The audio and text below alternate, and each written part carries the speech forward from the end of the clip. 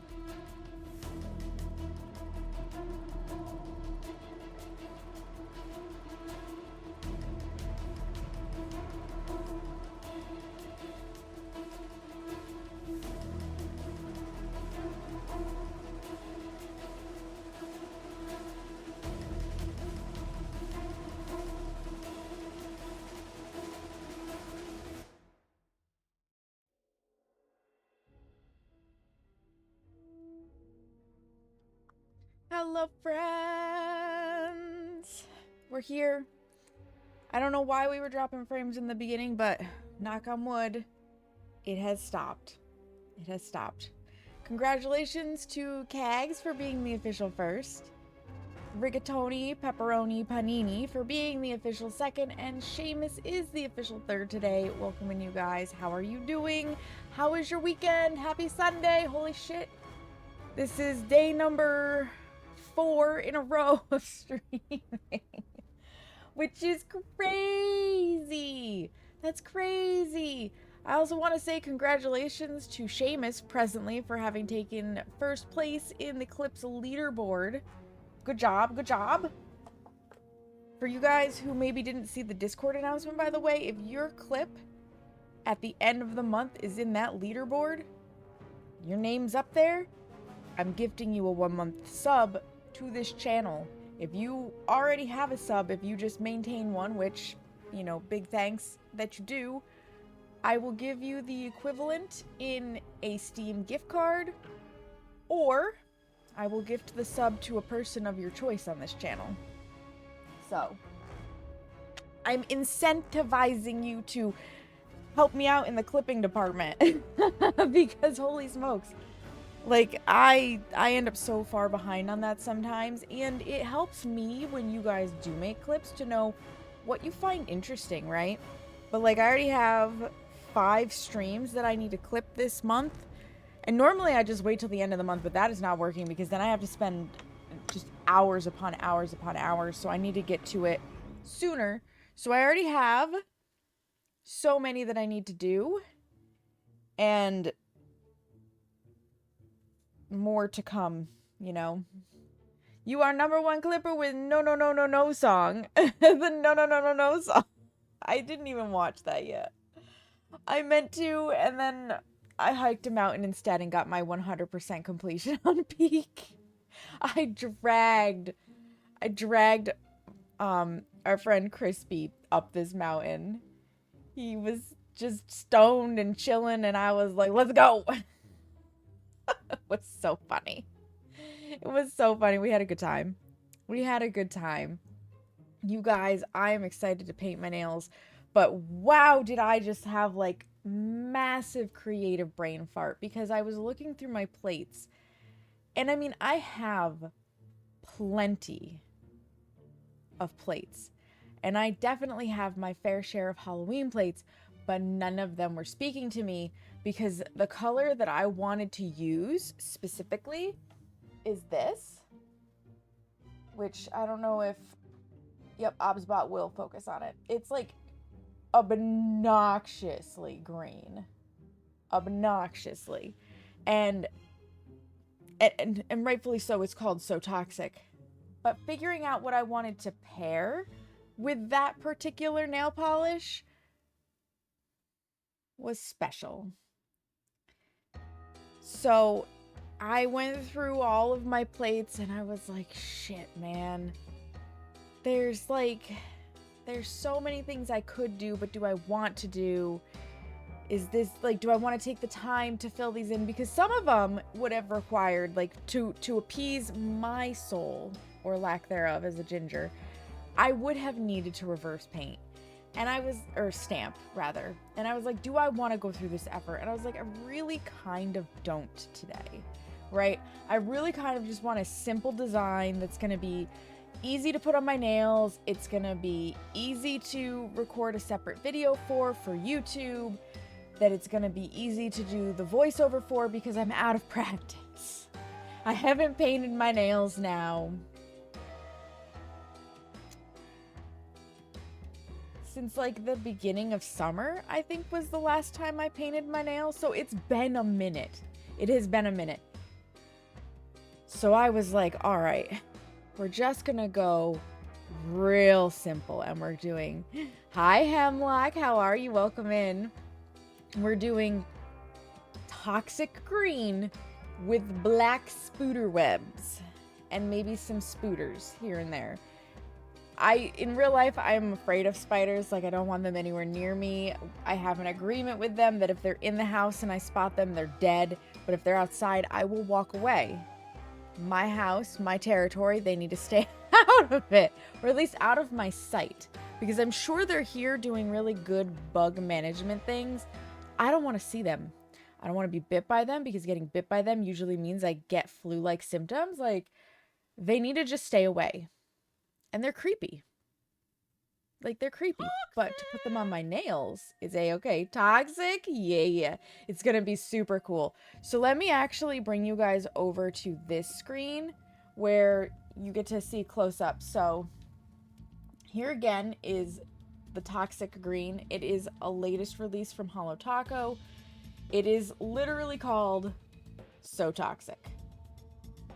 I have swatched it. It is bright as fuck. It's so bright. And I am so ready. I have also pulled out, and warning, like, these plates are reflective. This may direct the light in a not so great manner at first. I'm trying not to blind you guys, but just beware. Okay, it's not that bad. So I've had this plate for a little while, and I've used it once before because it's so hard to figure this out with the light the way it is this way. Oddly enough. Oh, right, because it's backwards. This one. I've used this one before in a nail art design, and it was very pretty. But today, I'm thinking I'm going to go for this guy here. And then maybe some extra spooders here and there. Possibly playing with some of the... I'm very bad with going backwards. Possibly playing with some of the like, other webbies. Because it should be fun. It should be fun. Don't think I didn't see that you dropped more frames, ISP. Don't think I didn't fucking see that, you piece of shit. I swear to God, you guys. It's whenever I do nail art. It's whenever I do nail art. So, that's the plan. It's gonna be far simpler than I think we've been doing lately, because I'm pretty sure... You know, it may have been Pride Month that was the last time I painted my nails. In fact, I guarantee it was Pride Month.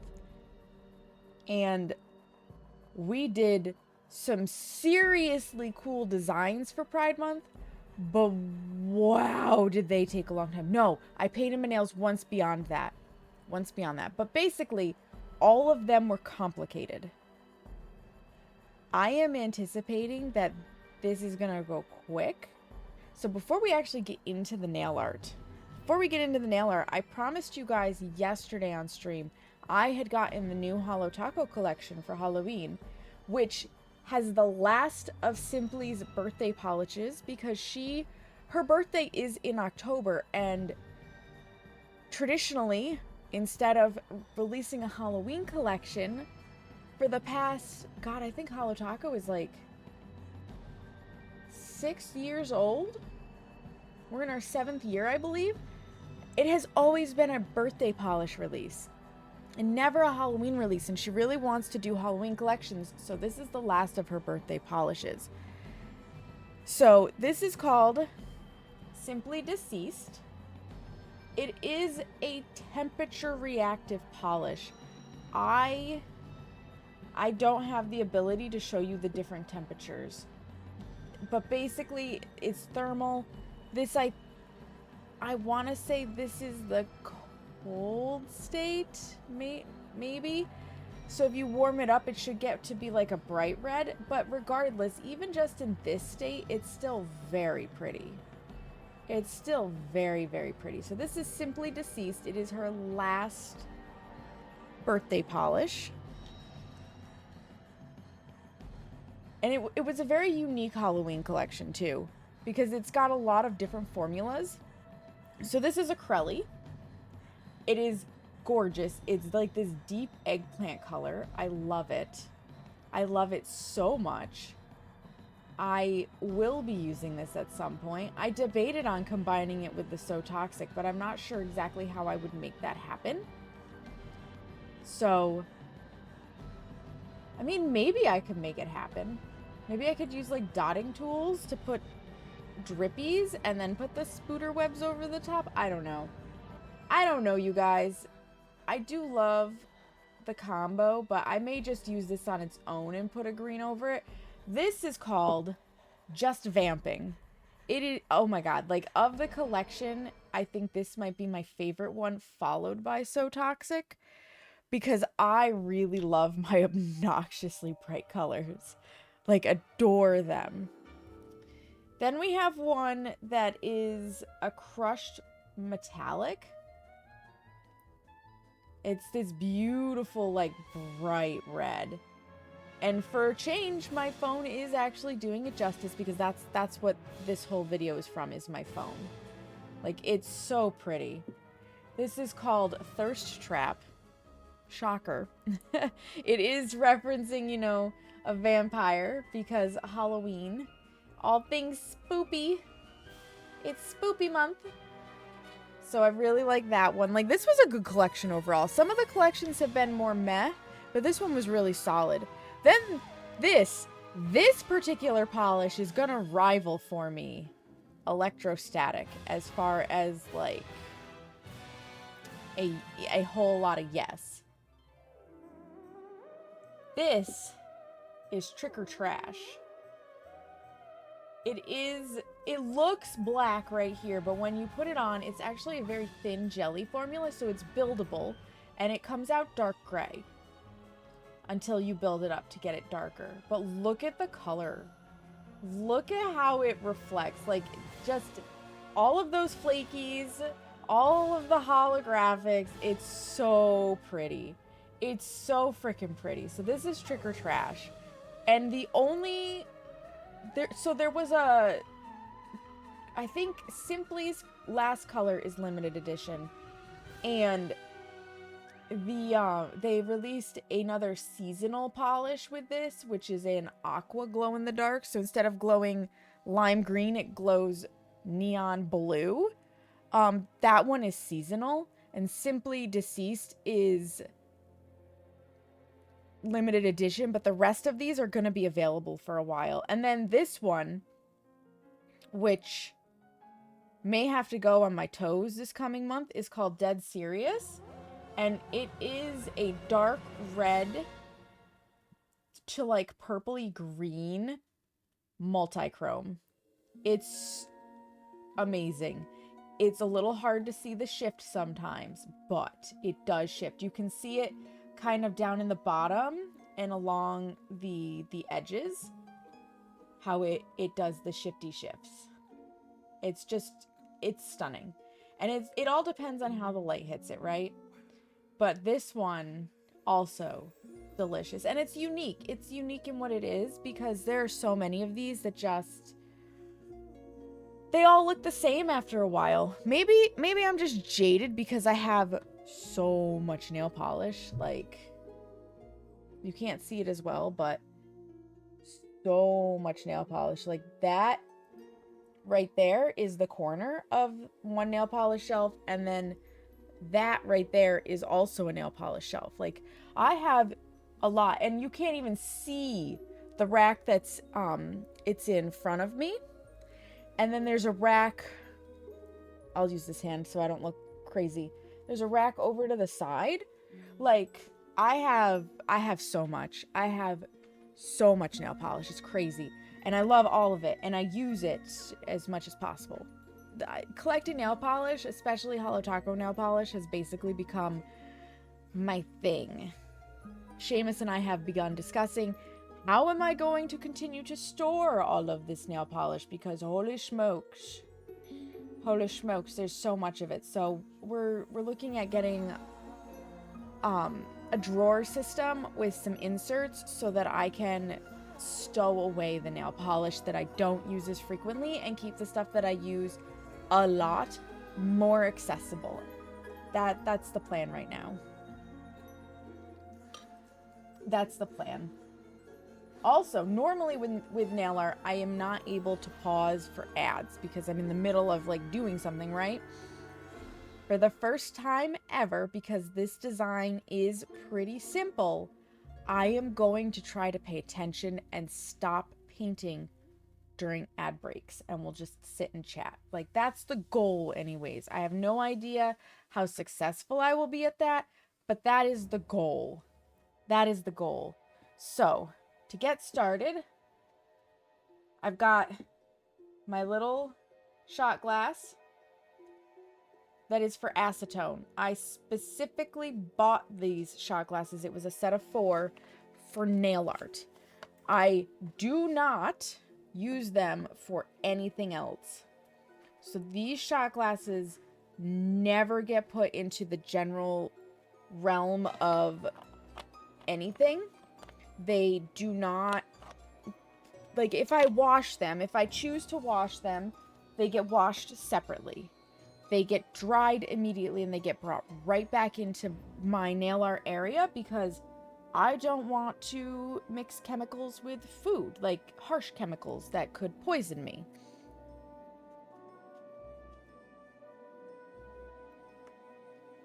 The fuck was that noise, Seamus? I don't know what Seamus is doing, but that was a hell of a noise. I know you guys couldn't hear it. So, anyways, shot glass full of acetone. I always have this for cleanup, which I do with ye old cleanup brush. It's very tiny. That's compared to my pinky nail. And it's to just literally get into those cracks and get the nail polish off of my skin. So we've got that.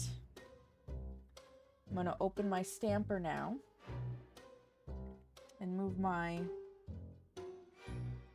scraper into position because I will need those eventually. I will need them eventually. I've got ye old pineapple.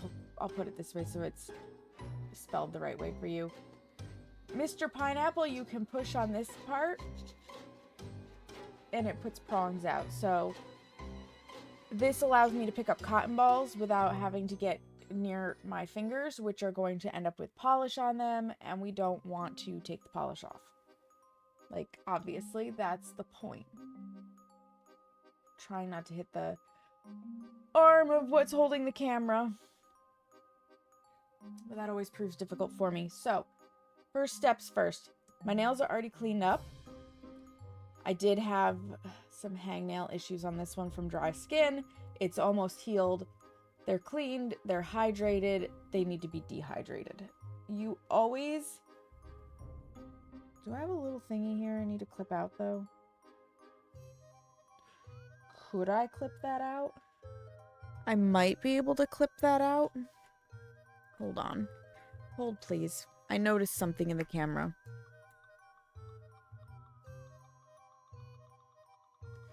Slide back over there so I can get my hands in here.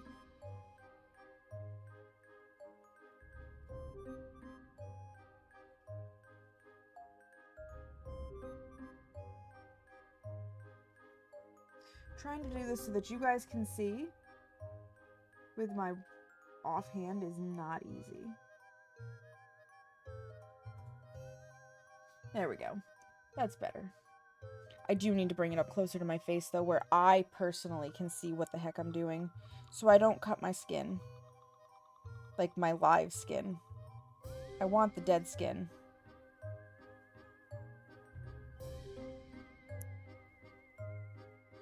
That's definitely bits of stuck cuticle.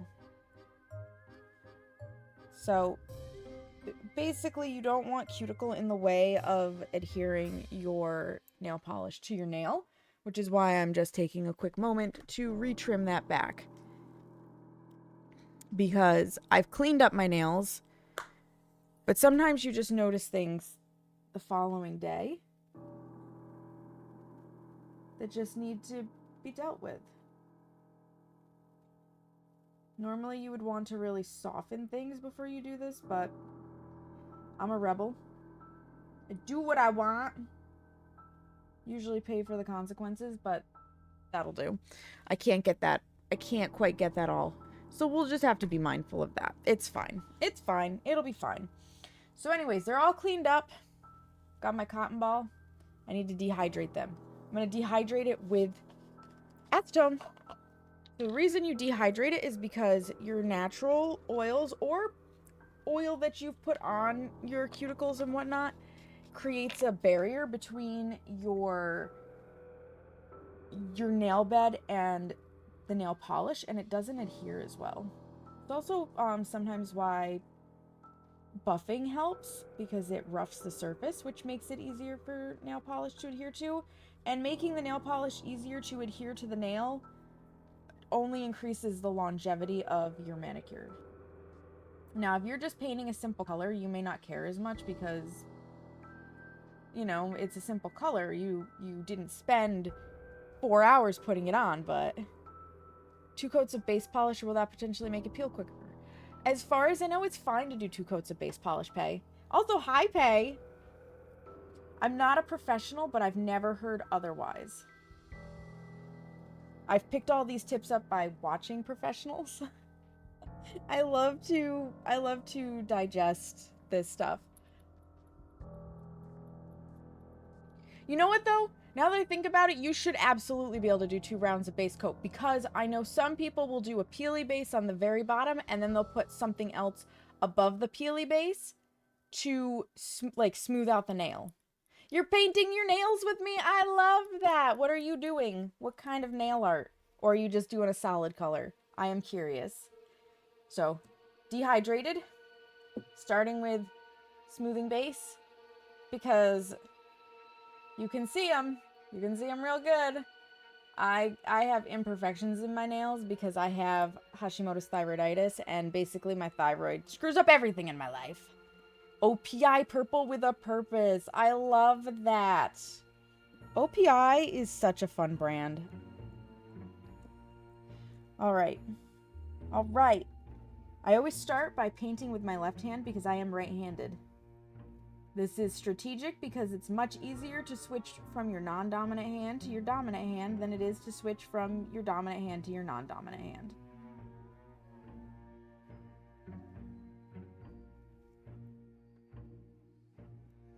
And I need my cleanup brush, because with nails as short as mine, it always ends up on the ends. Always. Always, always, always.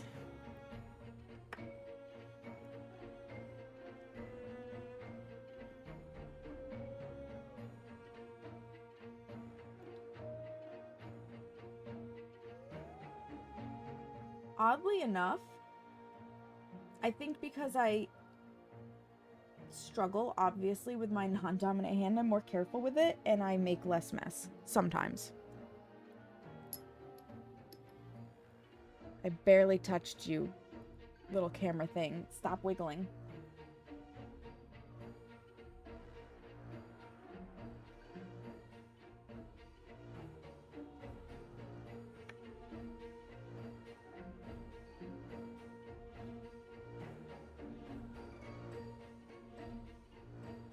Next, for everybody's favorite finger, the middle one.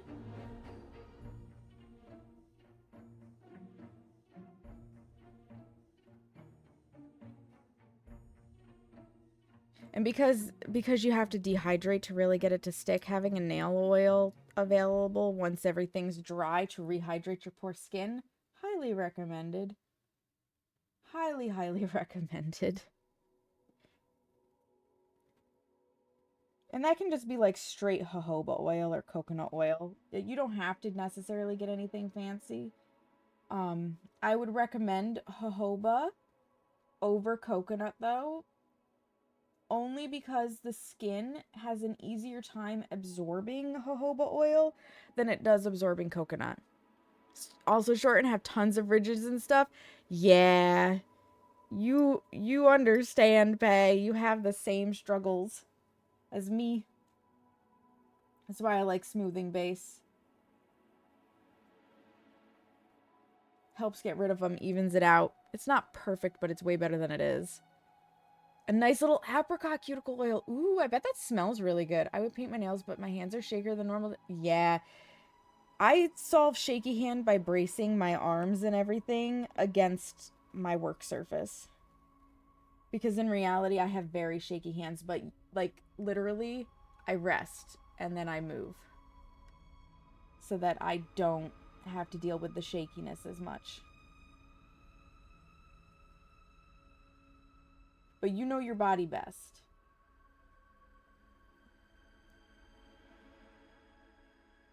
It smells so good. Hell yes.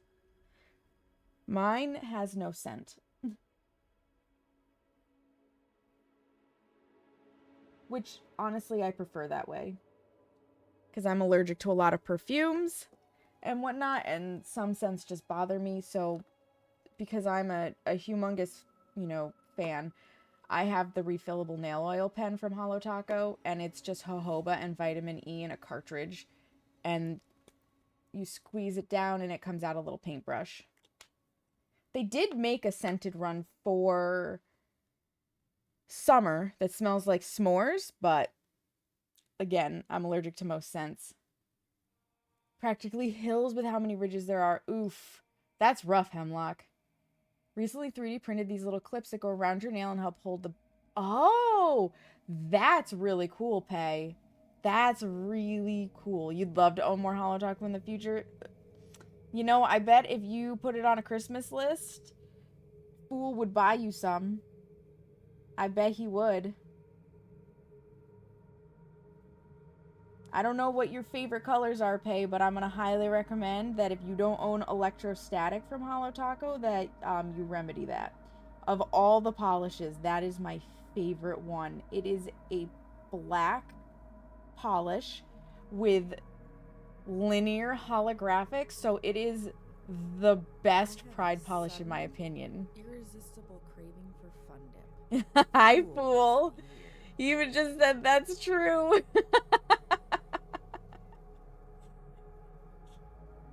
Because I know Fool likes to pamper you.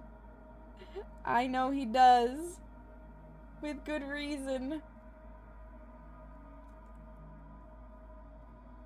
It's so good.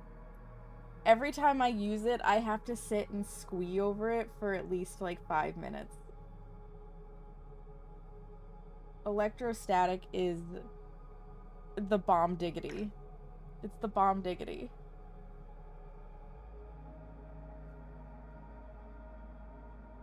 Ooh, that's a gloop.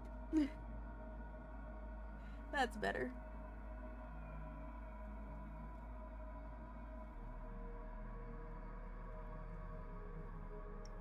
His mom's also like to pamper her. You know, that's a good sign. When your parents want to pamper your significant other, that means you picked a super winner. Never let them go.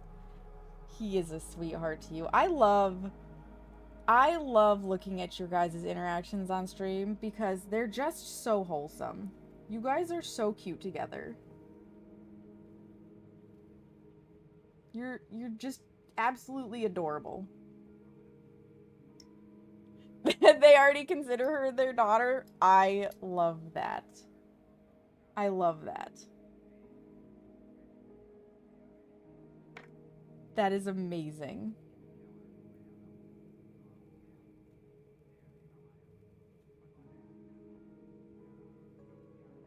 Yeah, I'm much faster when I use my dominant hand.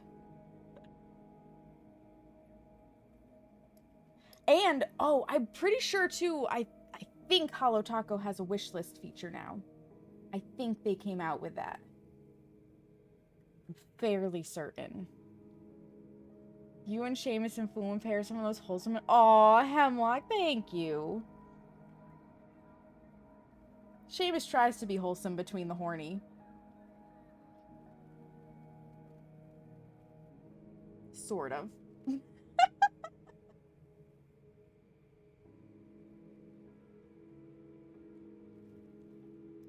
I think he shows his most wholesome side when I'm baking because food does that to him.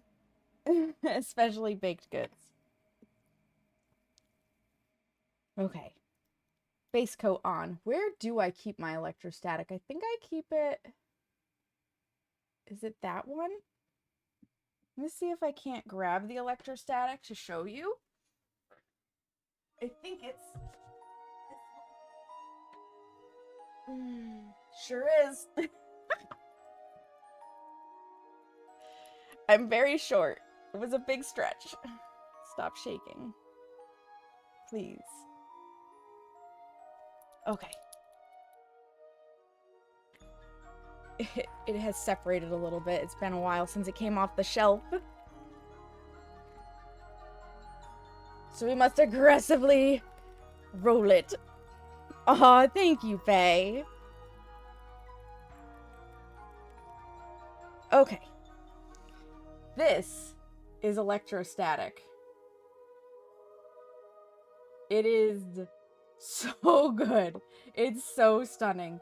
It is very black. It's very rainbow. Oh, to shake it, yeah. The shine, yeah. It's so good. And the holo, right? This is by and far, like, it doesn't matter how many purples Holo Taco releases, and purple is my favorite color. This right here. This is the GOAT. This is my favorite. Electrostatic. It came out with the Electric Holo collection, of which I am hoping that they unretire the green, because I need it back. But yeah, this one. Like, everybody needs this in their collection. 100%. Yes, the collab with Sophia was good. You know, I still have those bats. Maybe I should suck it up of trying to get them back off and actually work with those bats at some point on my nails. Because I do have them. Stop wiggling. Thank you. This is the Canva light, and I got it because it had, like, such good promotion on Instagram, basically, and it works well, but it's wiggly as fuck. You left those colors and the batch you got in Cali? No, you have to go get... Oh, no!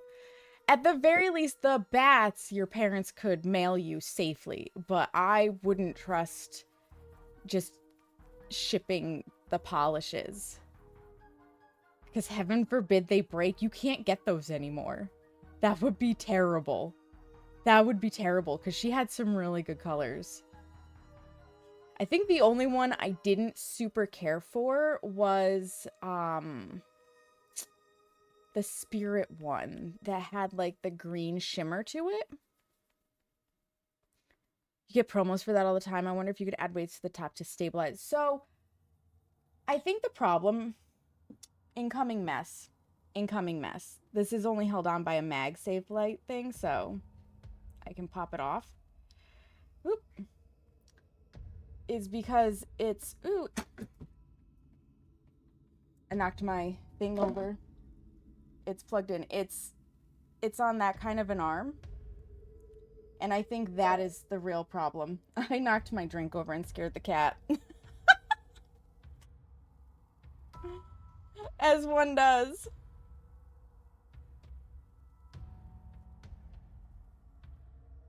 There we go. As one does. Yeah, so I like... It's one of those weird boom arms that when you bring it out, it just gets inherently unstable. It's got a super weighted base, because I went that route since my desk doesn't have the ability to use the clamp hold.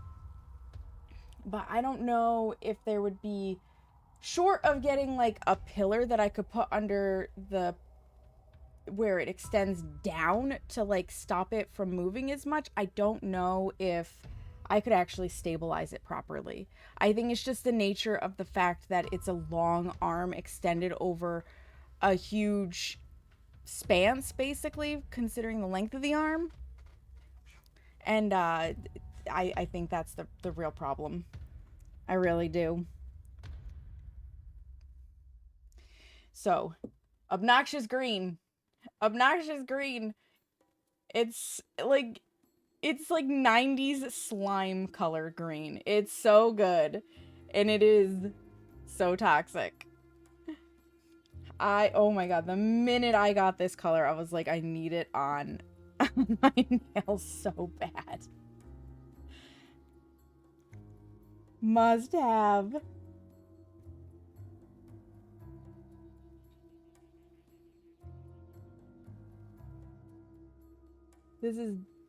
like neon colors like this always require 2 coats. I've yet to find a neon that goes on without needing 2 coats. Like, you can see it smushing around. That's just the nature of the beast. It might even need 3.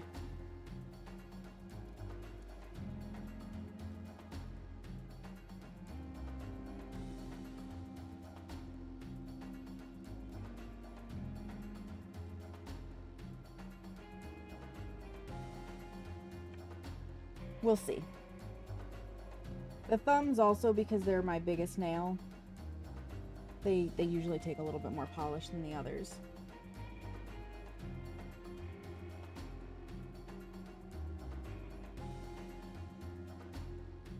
Full charge. That's what the green color is that I need back. I was blanking on the name of it.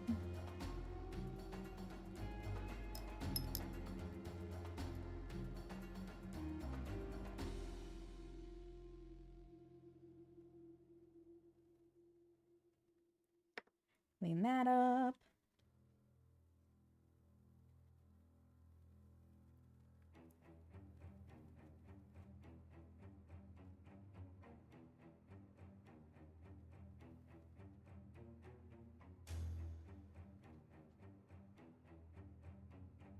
I had to pick up an extra party of 1 purple as well, you guys.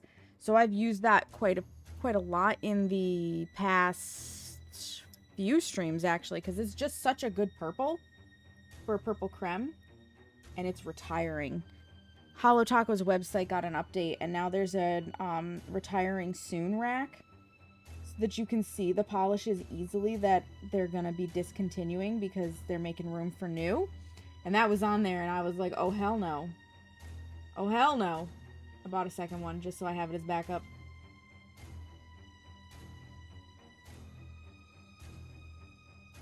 Because I use that one extensively.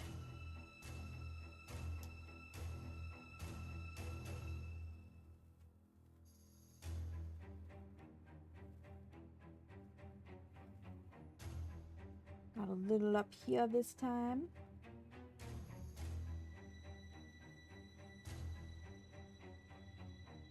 Excellent. Get it out of the skin.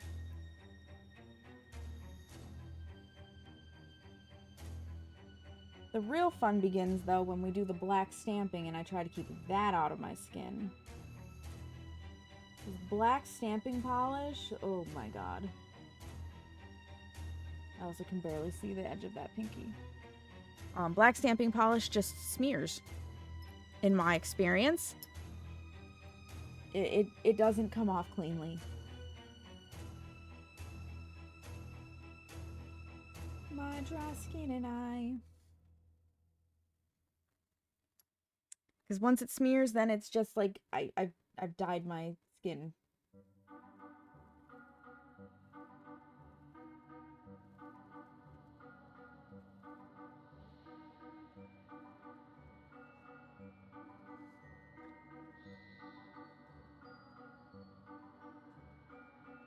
Good enough. Next hand, move this over to where my right hand can reach it easier. Ooh my, that was a gloop string.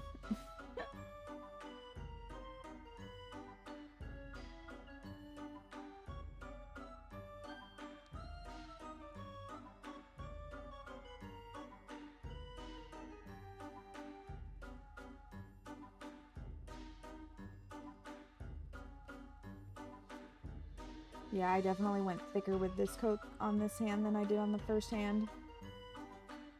Because it's not as splotchy.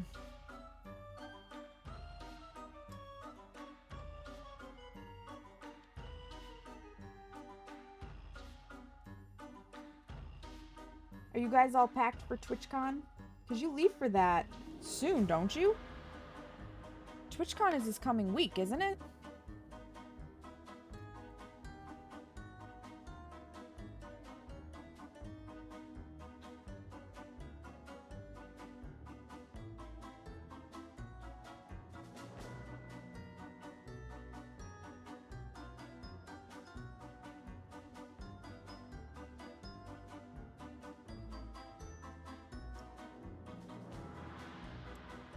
Yeah, it has to be because I swear I just read that in the schedule in Fools.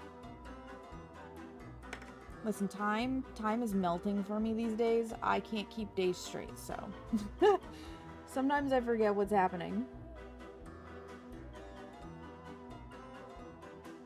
Now I don't have enough. Give me that. There we go. There we go.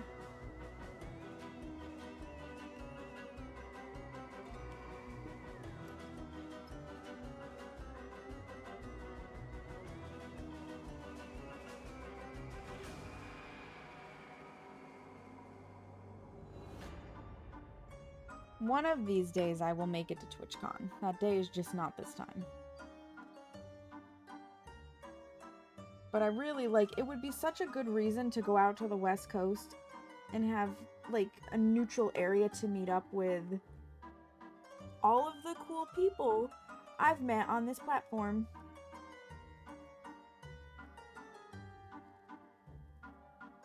Because there's Fool and and Pay. Oh my god. Rain, please, why? Fool and Pay, and then there's Gremmy. I know he goes. My friend Lena usually goes. I'm trying to think who else has said that they're going. That I would love to meet and hang out with. There's so many. I hang out in too many streams. That, like, therein lies the problem. I hang out in so many and then I forget all of the names. And then, of course, there's the people who live nearby.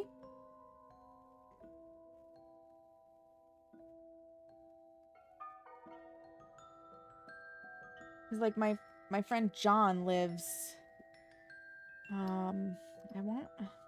He's in California. I just don't know, like, I know where in California, but I'm not going to dox him online, right? Obviously. I don't know how close to San Diego he is, but... plan the trip accordingly, and I could go visit him as well.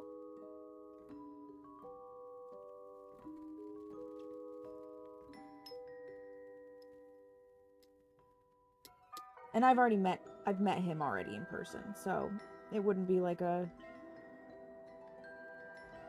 random stranger hangout.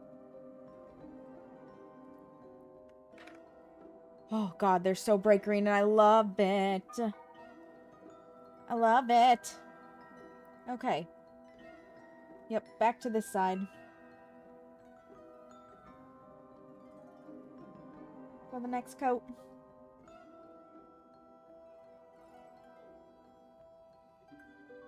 It's amazing how much better it looks even with just the second coat from the first.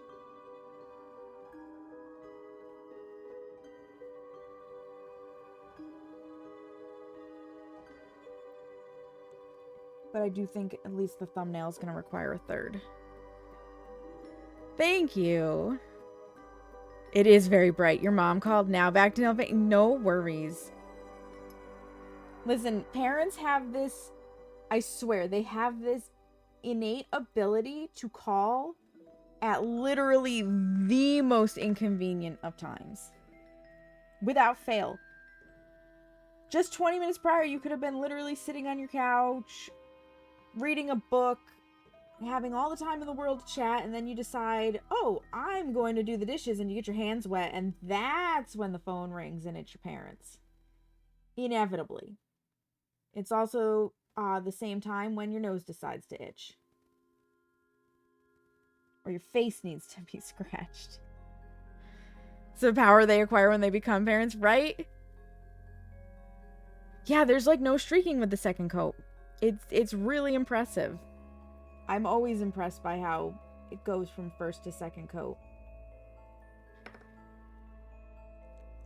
I will also say the cleanliness of the painting comes from this being... God, I started painting my nails, like really aggressively painting my nails when I had to cut them off for massage school. So that would have been 2017. So 8 years. 8 years of practice. My skills at painting were not this clean when I first started. Like, let me tell you what, it was bad. It was a mess. Everywhere. Everywhere. And for a while, I was like, yeah, it doesn't matter. I'll just let it, you know, wear off the skin as it goes. And then I looked at all these other people putting these really pretty nail art pictures up, and I was like, never mind. I want that. I became first obsessed in high school, but you sucked, right? Nobody's good in the beginning. Man, high school. In high school, I was still painting my nails with whiteout and coloring on them with highlighters. I had a couple of, like, sample polishes from Claire's. Those, like, really tiny bottles. And I probably still have at least one at home if I can find my caboodle. I'm dating myself with some of the words that are coming out of my mouth, just saying.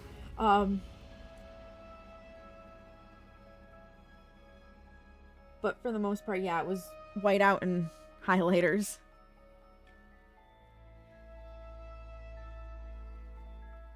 I didn't have my first professional manicure until Seamus's ex took me, actually.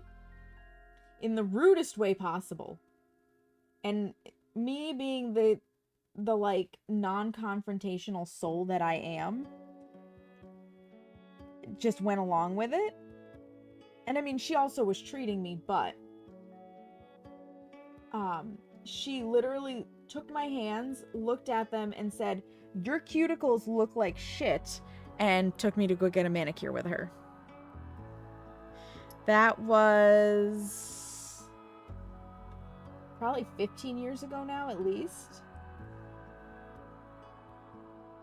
And that stuck with me. Like,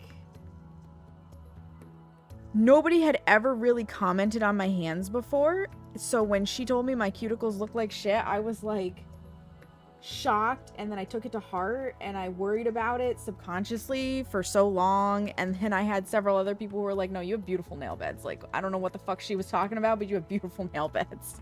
Yeah. Absolutely zero tact. Hi, Tide. How are you? Welcome in.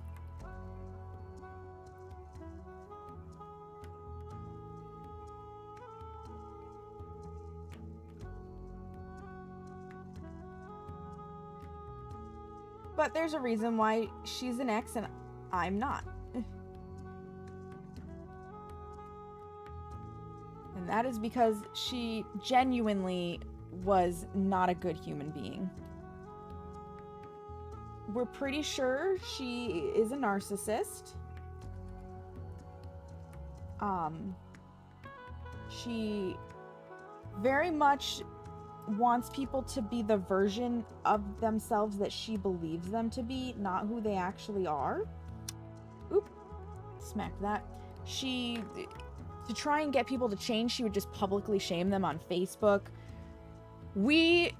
Every time we go into an area that we haven't been in a while, I swear to God, we find like a little passive-aggressive note that she left behind. It's insane. It's insane. She broke into Seamus's, like, this apartment at one point and stole stuff of his because she wanted to burn it in a ritual to break ties with him. Like, just crazy stuff.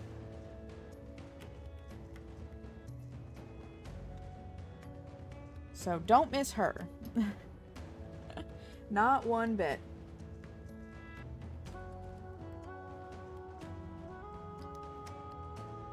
She was, that lovely is a good term.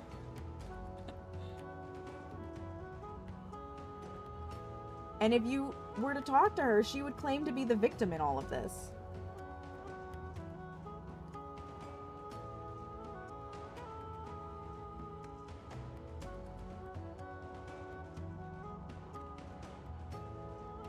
And she's actually the reason that my ex got as toxic with me as he did after I broke up with him.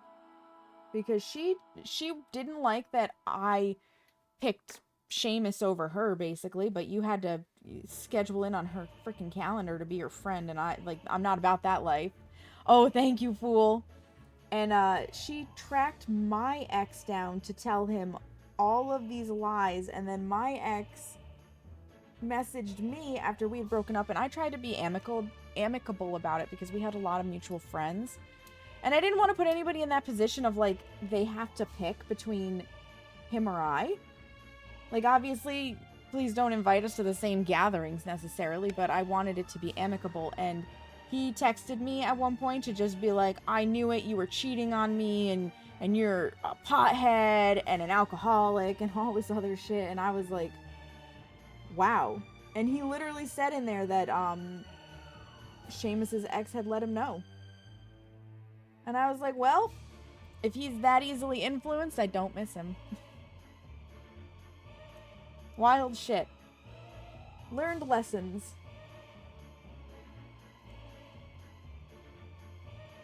Yeah. Yup.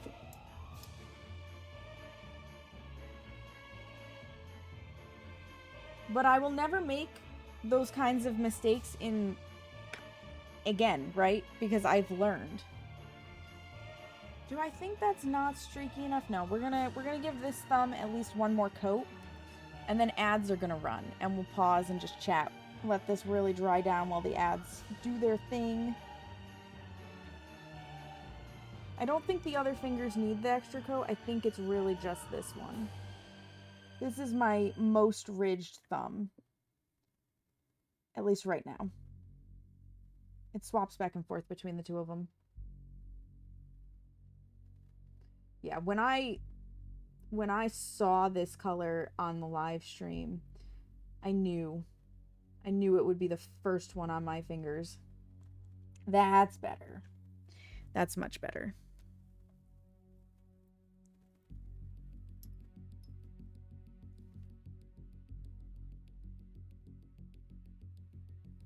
Beautiful. Okay, let them dry a little bit. Close the lid. You know, fool, at least on my screen, I think the color of my nails matches your username color. I'm pretty sure. I'm pretty sure it does.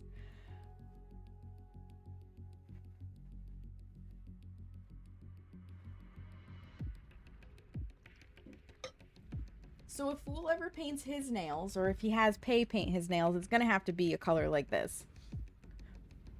No wonder he likes it, right? It does. It absolutely does. It matches.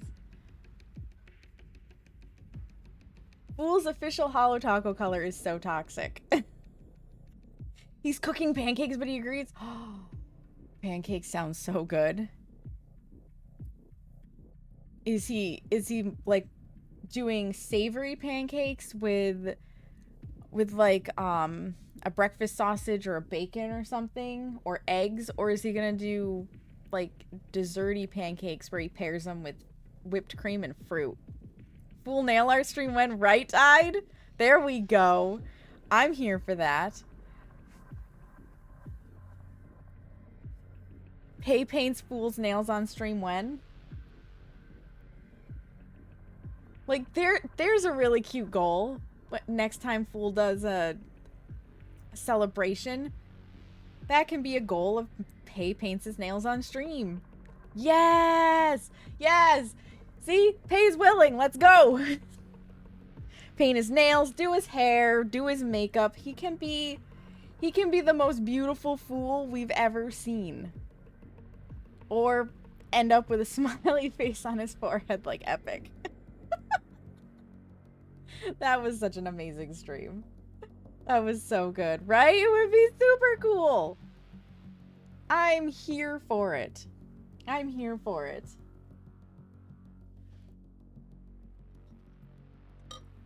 I really need to enable the Better TTV /7TV /Frank whatever so that you guys can use the KEKW. I should put that in my notes of things to do. We can make that happen. Yes! Yes! That'll be phenomenal. I'm ready. I'm ready for this. I will not miss that stream. It'll be so good. That is a great emote. That is a great emote of the pretty princess fool. But really, I think all of Fool's emotes that are featuring himself are so funny and they're so good. They're so good. Ads are about to start. We are just gonna chill here while they run. Cause I got time. I got time before the next step. You're responsible for the screenshot, Tide. Let's go. MVP for that screenshot. MVP. Amazing. Amazing.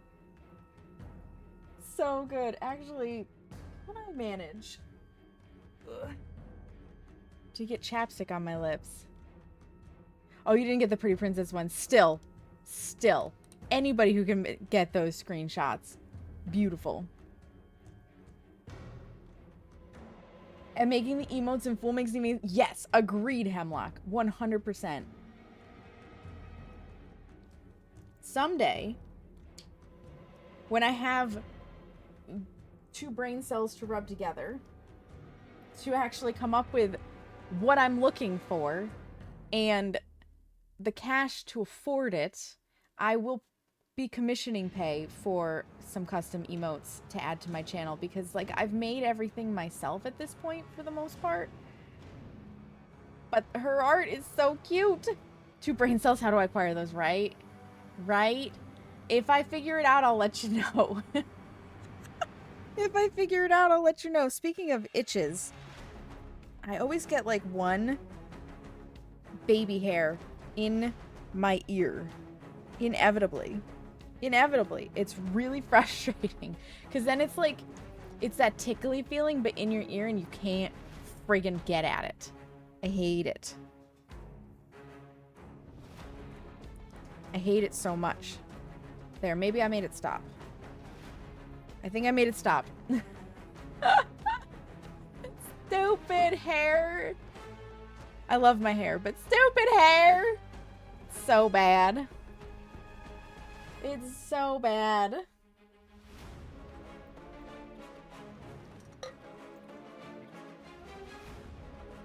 Oh, I can pull out.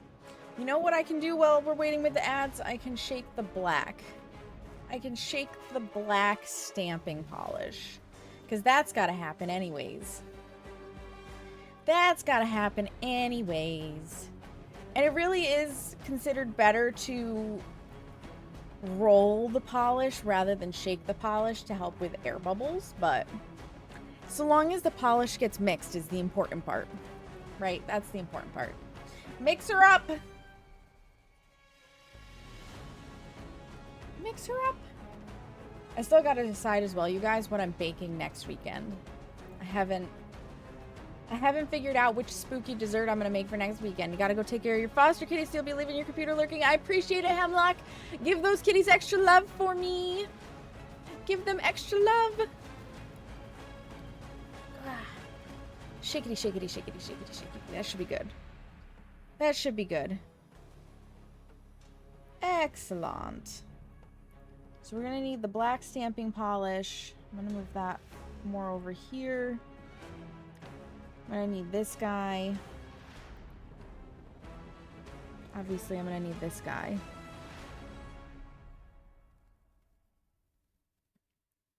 Well, we bacon? I don't know. That's the problem, Tide. So I am planning to bake a week from today. And I want to do Halloween-themed bakes. But I'm not sure what to make next. Like, I threw it in my schedule without completely thinking about what I would do for my second Halloween bake, because the Brookie skulls came out amazing. We're still eating them, by the way. They're still in a Tupperware container, still very nommable. It's such a great snack when you wake up at 2 in the morning and you have to pee and you're also hungry and you can just eat one. Might be part of my weight problem. But I don't know what I want to bake next weekend for Halloween. About gerbils? I am not talking about gerbils, Hanno. Hello, welcome in. How are you, Hanno? Welcome back from the ads, you guys. All I did was shake up the black stamping polish. This is Maniology's B171 straight up black, which I'm just gonna, you know, slap this in here. If you end up wanting to buy from Maniology, I have a discount code that you can use. Sorry for late response. You're doing fluffy pancakes. I have always wanted fluffy pancakes. I have never tried to make them, though. I've made fluffy scrambled eggs, though, or fluffy omelets. I've made fluffy omelets doing the same method, where you whip the whites and you fold in the yolks. Yup. I've done that in syrup. That sounds so good. How's nails and shit? Well, so far, they're very green. Right?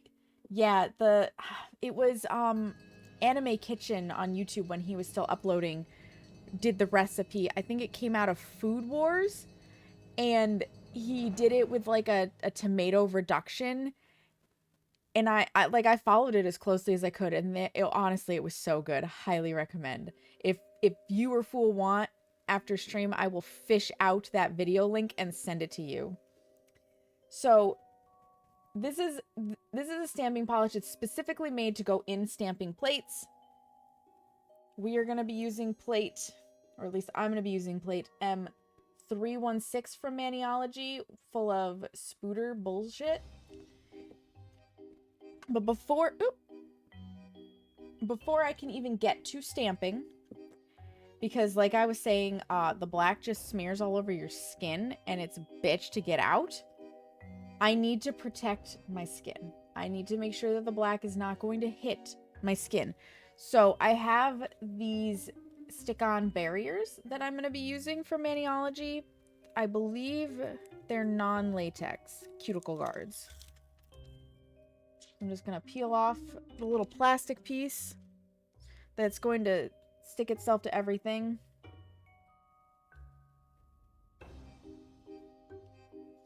And then it's just a matter of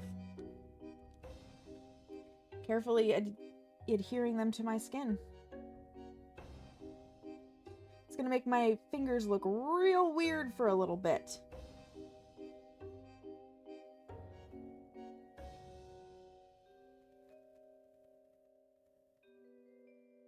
And it's either use something like this.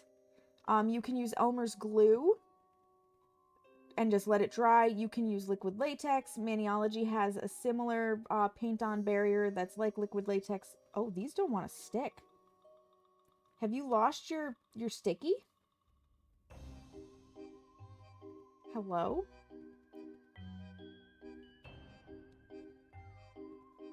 Well, that's not good. It has no stick value. I prefer these to liquid latex, but it has no stick value.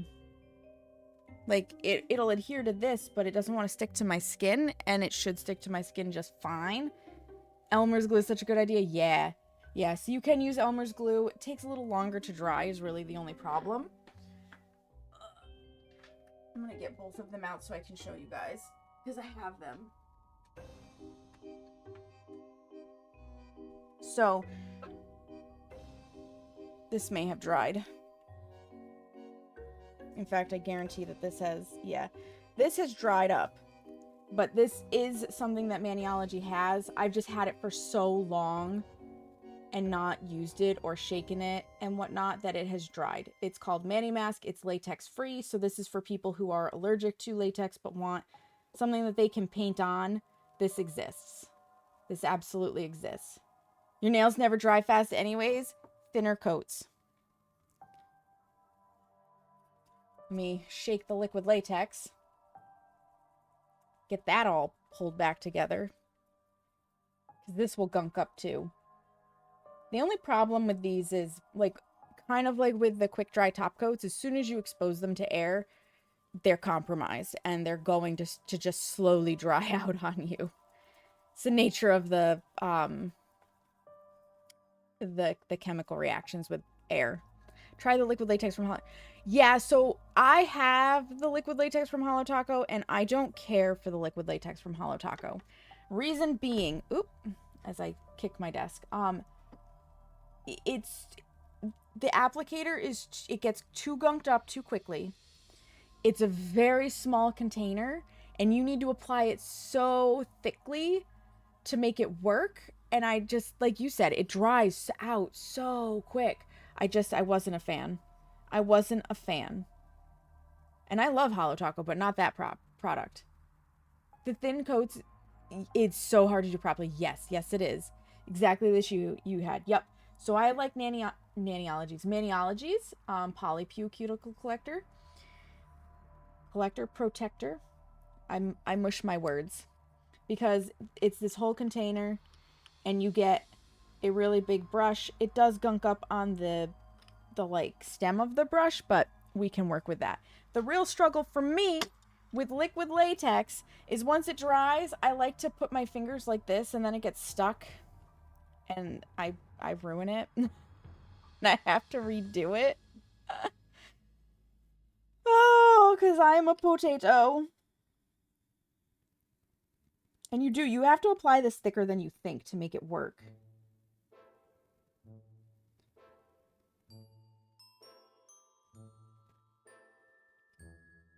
That also took me by surprise because I was using this at first and I was like, I can never peel it back off. But if you don't put it on thick enough, you're not getting it back off.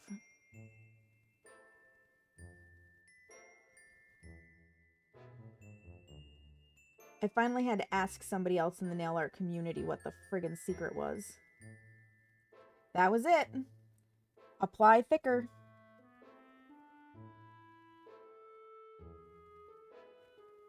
So now I just kind of puddle it on. Yes, the areas where it's touching the actual nail will also not receive nail polish. Yes, I'm going to try to get it off of there ahead, but no guarantees. I'm not necessarily intending to go all the way down to the tip of my nail, but I'm putting it here just in case. Because I would rather be safe than sorry. And you can see where it's already drying. It turns dark. Latex sticks to itself, so you can just keep applying.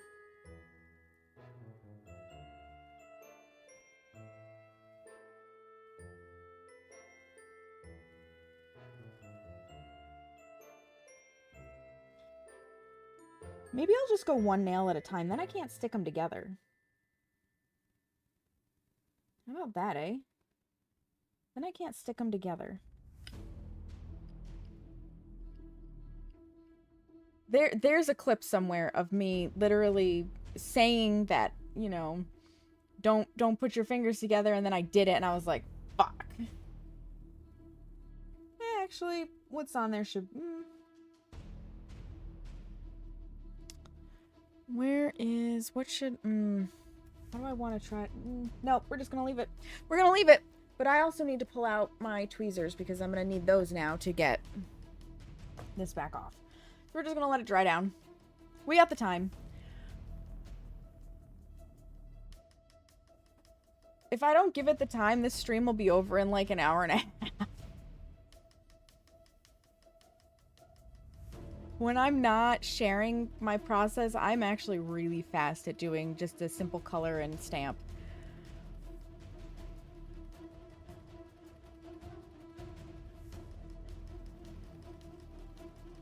And then tomorrow, while I'm watching like Math Man or something, I will be recording the video for this.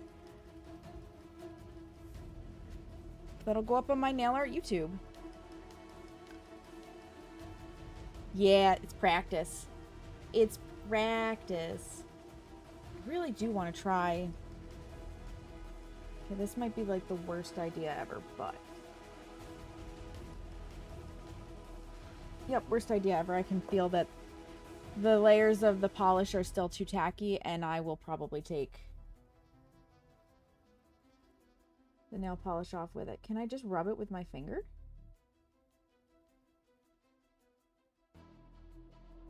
Nope, I can see where I'm smushing the nail polish. Okay, we're leaving it. This isn't my photographic hand anyways. Stamping plate. Bright AF, my apologies. Need a cotton ball. Which is now stuck into the latex. Like, now I have a fuzzy thumb. Being patient, that is the hardest part. Usually, if I want to be more patient, I pull something up to watch at the same time or whatever. Like, I'll do a layer, and then if I'm watching an anime, for example, I'll pull up one episode and I'll watch the episode, and that entertains my brain, and then when I'm done with the episode, I go do the next step. So our pineapple, gonna hold on to our cotton ball that's gonna clean our stamping plate. That's your goal here today? Hell yes! I hope it's working. So I don't particularly care where in this I go. Squeaky. I just need to grab some web and spooder. So you paint it on.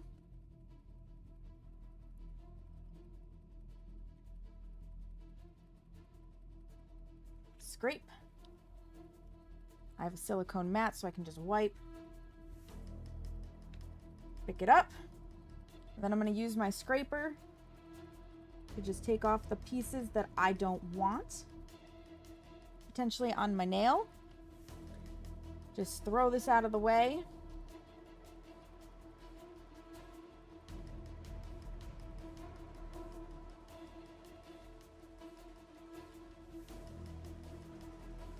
And there it is. Now I've got art on my nail. And I had to do minimal effort. I love nail stamping. I love nail stamping for that reason. And then I need a piece of tape to clean off the excess, because you do not put acetone on your stamper heads. It will ruin them. That's a public service announcement for anybody getting into nail stamping. Do not wipe your stamper heads with acetone. You clean them up with regular old tape.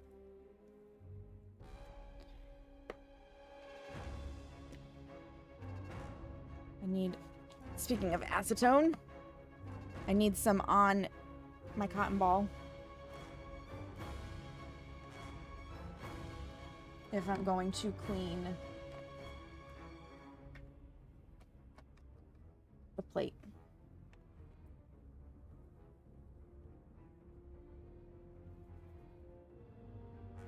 Okay. The plate's cleaned out. Set that off to the side. Now's for the fun part. There's my tweezers.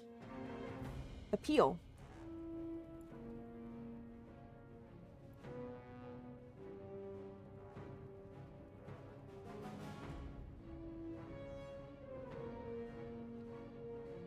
Tips for doing nail stamping. Make sure that you are in an area with low to no air movement. So no fans blowing, no air conditioning that's directly blowing on you, no heater that's like the air vent that's blowing on you, nothing. Because you want to make sure it doesn't dry too quickly. Oh, my skin's safe. Because if it dries too quickly, you're gonna have a bad time trying to get it back off of there. There are ways. If you are in an environment where that is not possible, where you have to have your air conditioning or whatever on, be very quickly, like make sure you have the motion down to pick up out of the stamping plate very quickly so it doesn't dry into the stamping plate. And once it's on your stamper head, you can then use a sticky top coat or a sticky base coat on your nail. Let it dry for about 30 seconds and it will become tacky again to pick the stamp design back up off of it. So there are workarounds, but ideally you want to just have no air movement. Oh, I don't think I told you guys, the black that we're using that smears all over your skin, if you're not careful, is Maniology's straight up black B171. Maybe I said that. I'm saying it again. Thank you. And it's simple. It's so simple. And it's so cute. So yeah, we're just going to have spooders. Spooders and webs. Next nail. I love nail stamping because it makes nail art easy.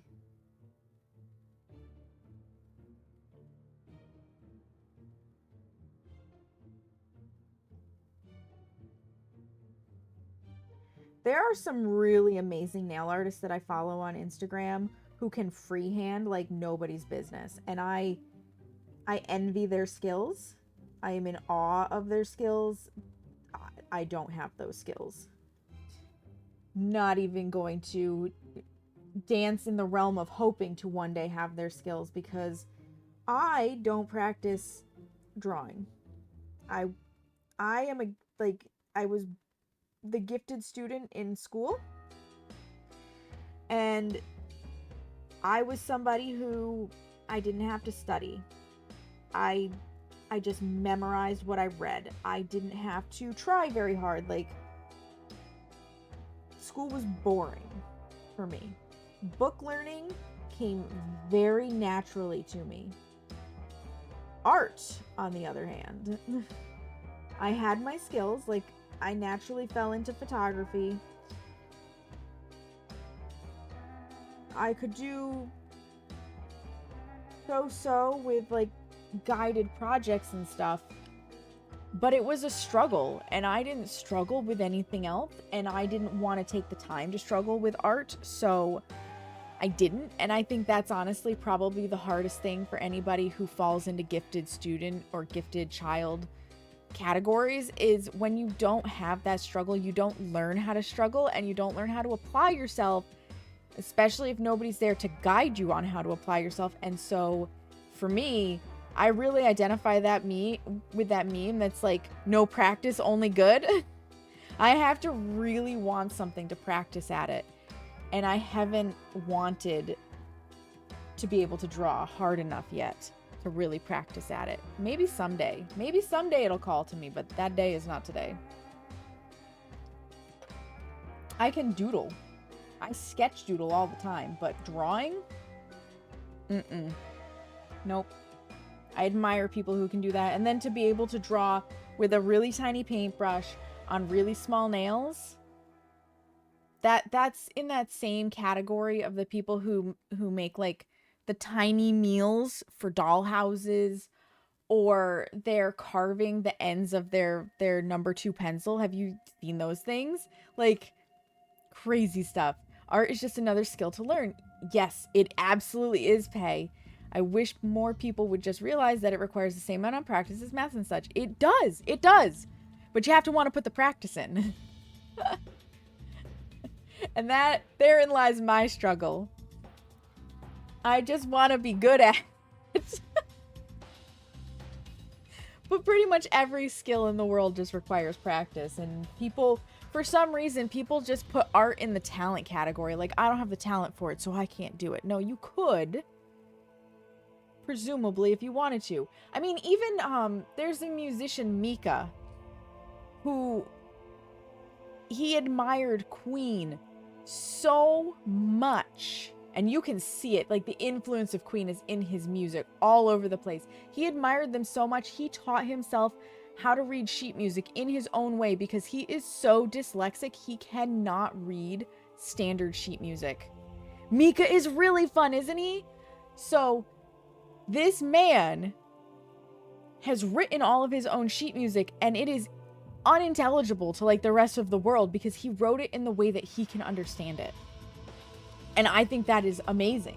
Like, the human brain it has an amazing capacity to do stuff like that, but you have to want it. You have to want it, right? And if you don't want it, you won't get it. Yeah, Mika's amazing. I adore Mika. I don't listen to that music nearly enough this way. There, now it's not quite so glaringly blinding. Do I need to clean the edges of this? Probably.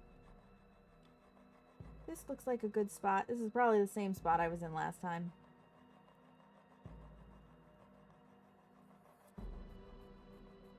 I'll mix it up eventually.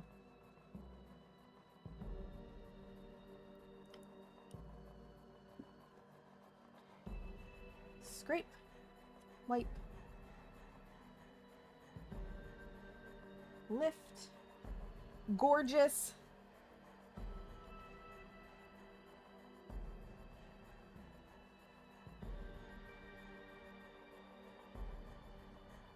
Excellent. That's gonna need a clean.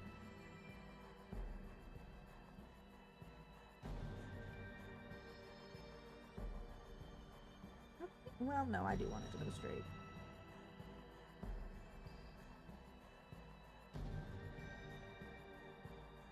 I'm basically just trying my best to not get the black on my skin, and we got real close up here.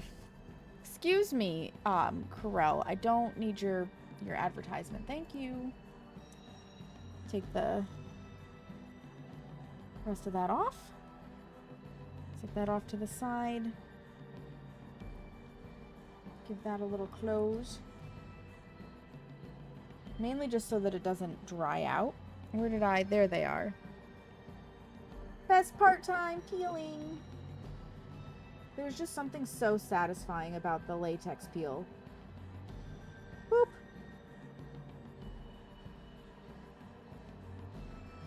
So freaking satisfying.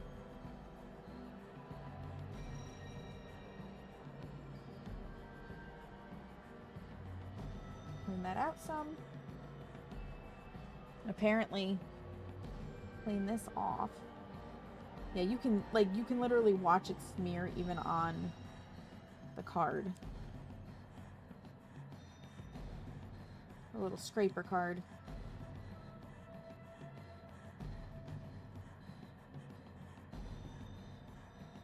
It's better than it was, though. Doesn't have to be perfect right now.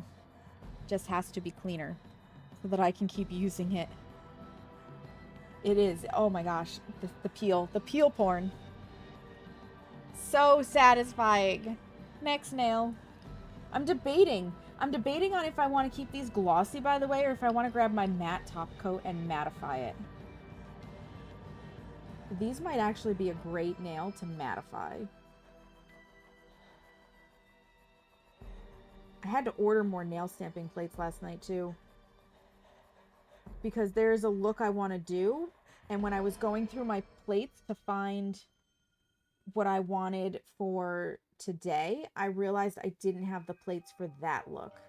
And I was like, well, gotta remedy this. Especially because right now there's a sale going on Maniology. You can't combine 2 discount codes, just so you know. So if you go on Maniology now and you want to get in on the Halloween sale, it is worth more than my discount code, so use that instead. But I needed a good plate with a leaf, because I want to do a maple, well, an autumn leaf, really, look. And the only way it's going to happen is if I have the right style of leaf to do what I want to do. And I don't have that in my collection. I have lots of plaids, and I have, like, sunflowers and stuff that would be good for late autumn, but not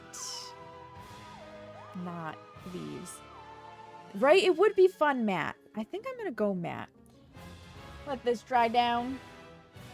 Let it dry, let it dry, let it dry.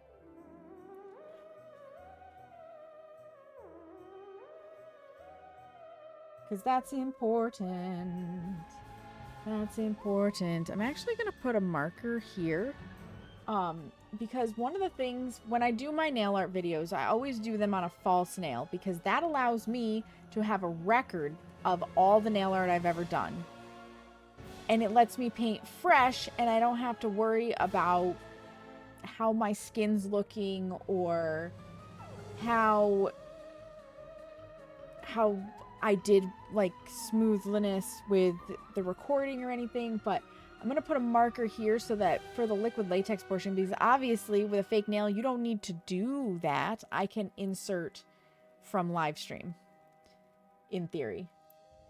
In theory, I can insert from live stream. Dry down faster.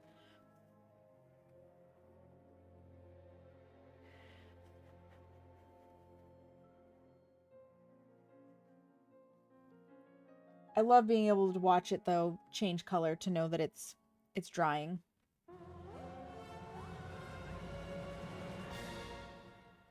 I do love that.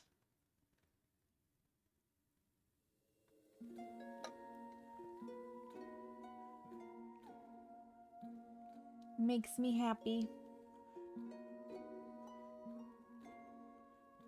Just need this little thick glob to not be quite so... Actually, maybe it's okay. It's not going anywhere. All right. All right. You're not going anywhere. We're good to go. Let's get a spooder facing in the other direction. pick a different section of this.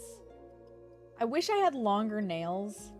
Like, this is the only regret I have of my career, really, aside from the disgusting people that sometimes contact me, like yesterday morning. I would love longer nails so that I could incorporate more of these designs. There are ways to, like, shrink them down, but listen, I like doing nail art, but I don't like doing nail art that much. That whole process is intimidating, and I'll pass.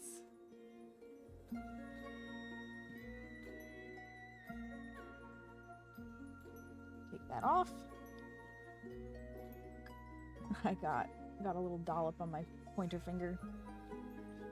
Icky. Oh my gosh. Have you never heard the tales of basically the men who contact me, fool? I get so many solicitations in my business text messages. It's honestly, it makes me want to quit my job. I'm not even gonna lie, that has been a consideration for the past couple of months because I'm so tired of it. And yesterday morning, I woke up once again to a text message from somebody who was male asking if I did, like, it was so intrusive because it was like, hi, I'm wondering if you do tantric massage. I want to book a 60-minute with you. Please let me know, Mike. And I was like, what? No. And that's all I said was no. That's all I texted back. Because tantric is a sex thing.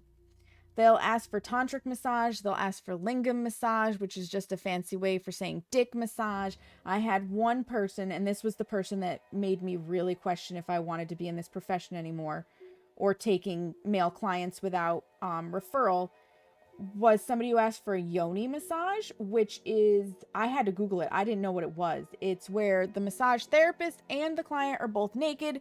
The massage therapist oils both of them up with a seaweed gel and rubs themselves all over the client to perform the massage. And I was like, you have got to be kidding. But that one was extra special because he signed it with an XO and then sent a picture of himself topless.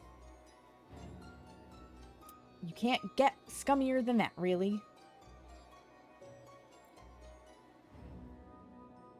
The only time I ever had a woman who made me uncomfortable was the one who insisted that I come in at 11 p.m. because that was when she was awake. That's it. Every other time it's been men. Both in office and through text. I've had a couple in my office that one got very handsy with me, and I thought I was going to have to break an arm and then call the police. Because it was shiatsu, so we were on the floor, and I had the leverage to break an arm out of the socket if I really needed to.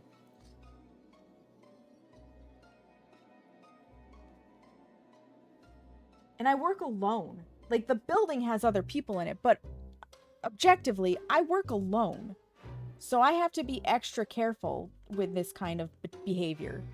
It's super gross. Yeah, they just don't take men anymore. It's really true. If they don't work at a spa, they are a women-only facility. And some of my best clients, like, I do have male clients who are wonderful, and I appreciate them greatly and genuinely. But the bad eggs just stand out. At some point, you're gonna have to hide a body, right? It is some bullshit. It's so gross. So the consideration has crossed my mind of not taking any new male clients. Shoot, I smacked myself. Of going to referral only so that any potential male clients that I'm getting have been vetted already by one of my friends, essentially, or a client that I trust. Bad eggs do stink. They really do. And I feel bad too, right, for the men out there who legitimately just want a freaking massage. And it probably can be very difficult to find a massage therapist outside of a chain, which chains are usually more expensive due to the fact that they have more personnel to pay. because it's not just the massage therapist that has to get paid. The owner's going to take a cut. They have to pay the front desk staff, if there's cleaning staff, so on, so forth, and etc. Like, the prices are going to be higher. So it's more expensive. The massage therapists are not necessarily treated well, which is why I don't work at a spa anymore. Because I am worth more than $20 a massage. And it just, like, spa environments are not great. They're not. I'll be totally honest with you guys. They are not great. But if solo practitioner women aren't taking male clients anymore, it does make it harder because there's not as many male massage therapists. Yeah, it really might be the safest option. And the only reason I'm delaying it right now is because Seamus and I are also in a little bit of a potential transitionatory period. And there is a chance that I'm going to bring my practice home. I'm going to close my office that's elsewhere because we own the duplex that we live in. So we're in the upstairs apartment. The downstairs apartment right now is empty. And we are considering that I will just use one of the rooms down there as my massage room. Bring it home. Then I don't have to worry about paying rent. I can just cover like the electricity bill for down there. And it will make it easier on me. It will mean, however, though, that all clients become referral based because you don't just bring random people to your house.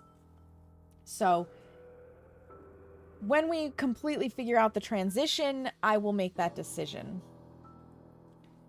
It's definitely one of those, you know, gotta consider all angles thing. What I'm really excited about, though, is for sure, provided we're not moving imminently, because I really want my dad's property, right? And that's a discussion that we have to set up to have with my brother and sister-in-law who live with my dad presently. As far as I'm aware, they would like to own a different property. But where they are in the readiness for that is, you know, a consideration. But if we were able to just like immediately buy my dad's property and get out of here, that changes things too. Because then we're going to fix it up for selling. But if we're going to be here for a little while, one of the rooms down there is also going to become my pole dance room because I miss pole dance so bad. And I want the pole that Seamus got me years ago to have a place. And an empty apartment bedroom sounds like a perfect place. Extra security needed. Yup, exactly. Definitely needs extra security. There will be like no advertising at street level or anything. I don't need my neighbors knowing that. Because to be totally honest, we don't live in an unsafe area. But we don't live in a safe area either, if that makes sense. So our street in general is pretty safe. But if you go 2 blocks in one direction, it definitely becomes like the gang activity area. And if you go 2 blocks in the other direction, it's the hoity-toity rich people. Smack in the middle. Any buildings around here that are not owned by somebody usually get spray painted. They get tagged. We have had people who decide that at 3 in the morning they're going to launch fireworks off out in the middle of the street and then run away. That was a fun phone call to the sheriff's office, because that's dangerous and rude. So, you know, you want to learn so bad. Oh my God, Pay. Pole dance is so good. It's so good. Highly recommend. I was doing it. God, how many years? I started right before COVID set in. And then obviously everything shut down, so I had to stop. And then I picked it back up, I want to say for like 2 or 3 years. And then I fell off of the pole and injured my left shoulder badly. And had to stop. And I just haven't gotten back to it. You should go! You should go, Pay. Yeah. It was my own fault in a way. I should have had a mat under me and I didn't. I was being too ballsy for my own good. I fucked around and I found out. If I had managed the move, though, it would have looked real cool on video. I have that fall on video somewhere. I learned my lesson. I will use mats from now on until I'm really confident. And hopefully not repeat that. But in a way, too, I didn't screw the move up. What I screwed up was remembering that my body likes to play fuck games. And so the only thing that was holding me on the pole at that moment was my legs. And I was coming out of the move. And my legs just decided, you know what? We don't need to hold you anymore. And it was just straight down. I was only a foot off the floor, but that's all that matters. Rukia! Hi, Rukia. How are you? Yeah. Bad legs. They were naughty. They were naughty. I learned my lesson. I will use mats from now on. Luckily, it wasn't bad enough that I went to the doctor. Should I have gone to the doctor? Probably, but I didn't go to the doctor. Don't follow my example. I didn't go to the doctor. But I seem to have healed just fine. Every now and then I get weakness. But I can't necessarily chalk it up to the injury itself because I have not injured my legs specifically. And I get weakness in them sometimes. Sometimes my arms just go dead, plural. Like, I chalk all of it up to the Hashimoto's. Really. Autoimmune diseases are bullshit. I don't know which heavenly being decided that autoimmune diseases should exist, but fire them. Fire them. Rukia, how are you doing today?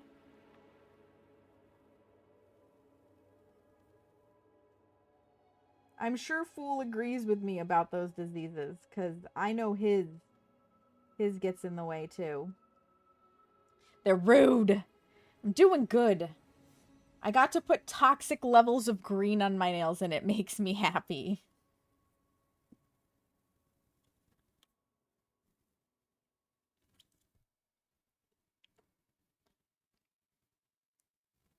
I love the level of green on my fingers right now.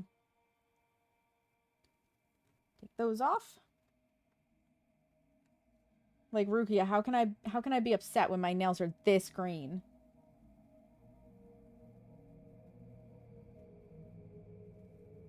Whoop.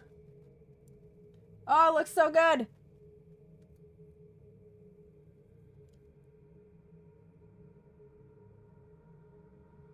And then we peel. We do love a good toxic green. I gotta stop sticking my hand. Maybe I need to just stop wiping the scraper where I set my hand.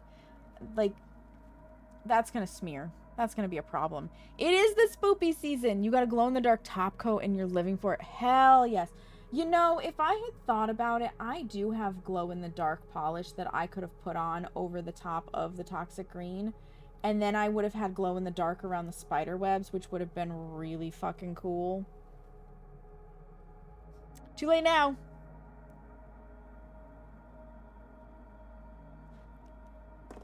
Should have thought of it sooner, but I didn't. That's okay. Another time.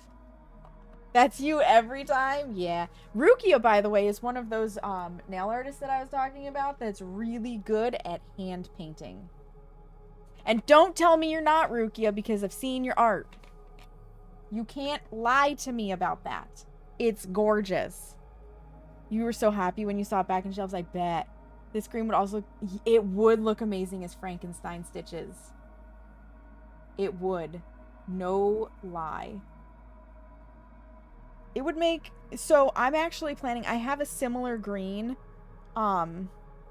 Here we go. You wanted to see it smear? There it goes.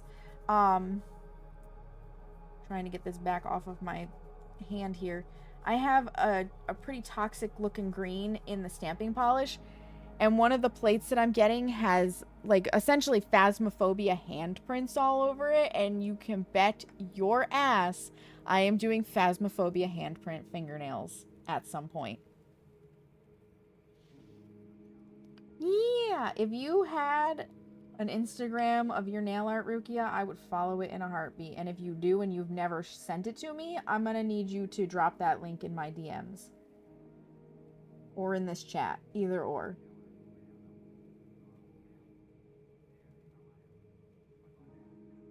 Go, liquid latex, go.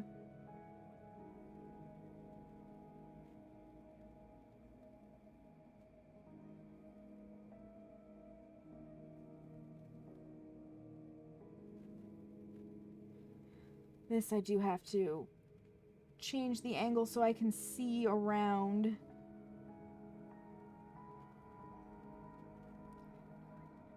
Because unlike the guy in the video game last night, I have no intention of plucking my eyeballs out to see better. Finished the bunker last night. What a game! Wasn't allowed to in the salon you were in. No! Yeah, but you're not in that salon anymore, Rukia, right? Right? You left that toxic shithole, hopefully. You're in a better place where you could, you know, make one now. Just saying. Hell yeah! You should make one. You can always post your past nail art. You work from home. Yeah, make it. Make it. Promote yourself. You never know. Maybe you make enough of a following that you get free products. Or you get picked up as a swatcher or something. Anything's possible.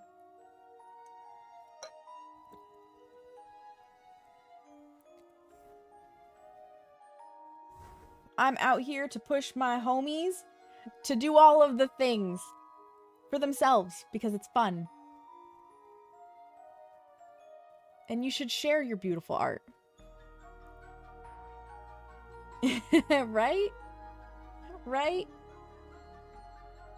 Of course, Rukia. I did voodoo doll nail art once too because I had a stamping plate with a voodoo doll. Go get that dinner. Go get that dinner.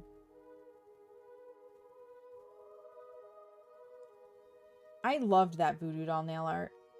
It was my first foray, no, my second foray into doing reverse stamping where you paint on the stamp to fill in the lines. I don't know how hard it would be for me to find that image on the Grammy-gram. Let me see. See, that black covered it up pretty well. Gram.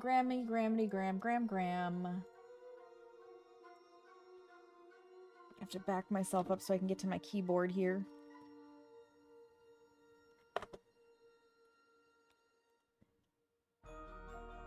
Instagram. Thank you. And then I would like for you to open...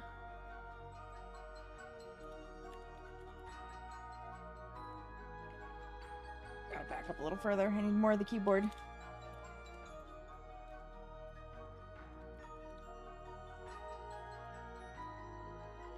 There we go.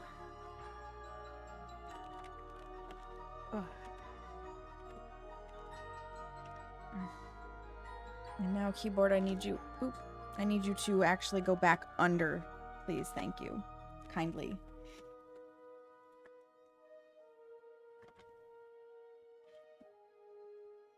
All right. I can't see OBS right at the moment. I'm just going to do a quick scroll to find this image and pull it up to show you guys. Because it's down there a little bit. Back when I was doing lots of... Maybe it was my first foray into reverse. I may have lied. It may have been my first one.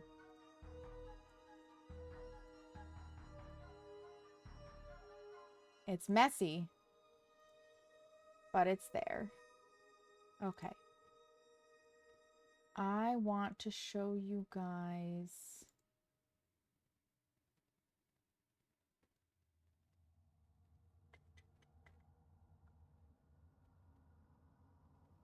Do I...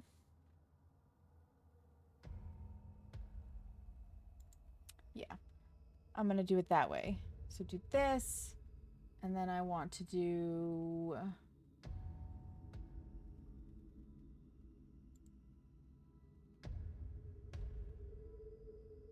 I think it's this. And this.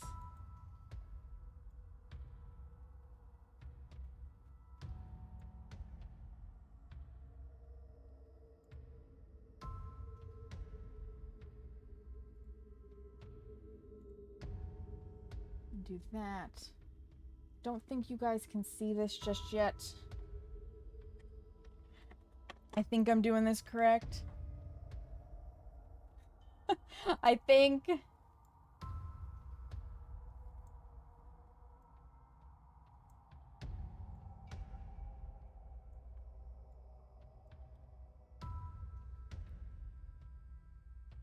Okay. That should do it. And I want that to be like here. I think that's where it goes. Come on, keyboard. Go back. Go back. I needed you again, but go back. Thank you. And then we come out, and it should be right there. So that was when I did my my voodoo doll nail art. Years ago. This is from September 2022. And I did do this on stream forever and ever and ever ago. It's my whole Instagram right there. Let me just, you know, hide that. Thank you. Right?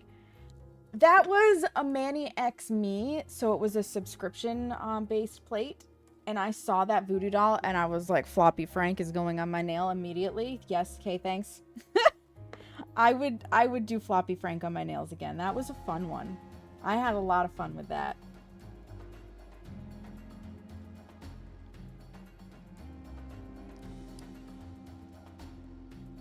And 3 years later, here I am now, still dorking around with nail stamping and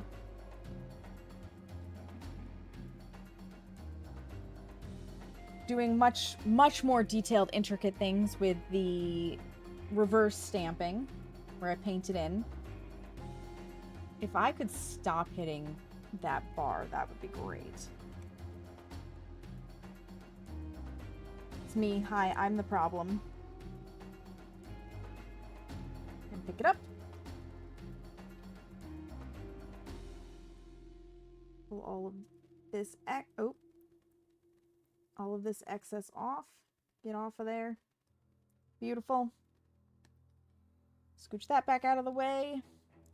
Pinky nail. My wee itty bitty pinky nail. It's so tiny. My pinky nails are so itty bitty.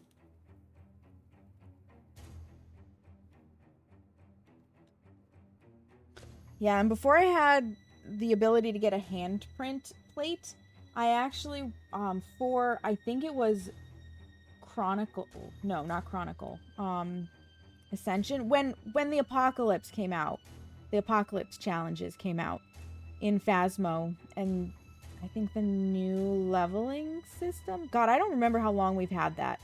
Anyways, when Sunny Meadows and the Apocalypse update came out, I actually wanted to do Phasmophobia nails. Both my friend and I wanted to. Those look really good. So let me grab this. Let me grab this real fast. We both decided to do nail art inspired by Phasmo, and I wanted to do fingerprints, but obviously I can't hand draw. So I actually used glow-in-the-dark polish. This is the best I could manage. I used glow-in-the-dark polish to actually paint my own fingerprint and put it on my nails. So I had fingies on my fingies.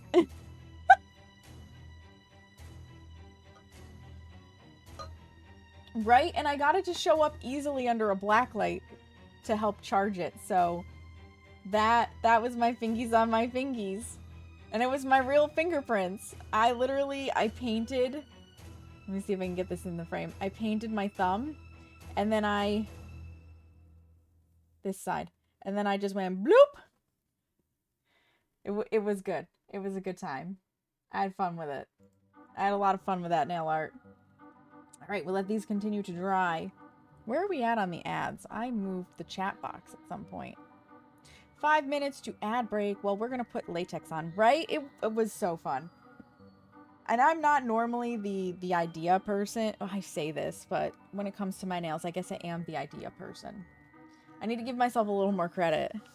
Completely dry, but your right hand is refusing. No! Are you right-handed, Pei, or are you left-handed?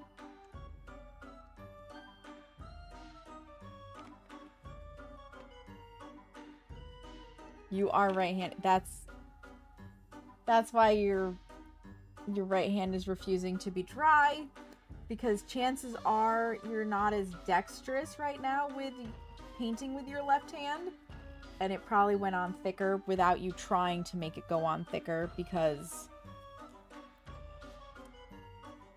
the dexterity isn't quite there yet. That's my guess. Practice. With practice, it will dry just as fast.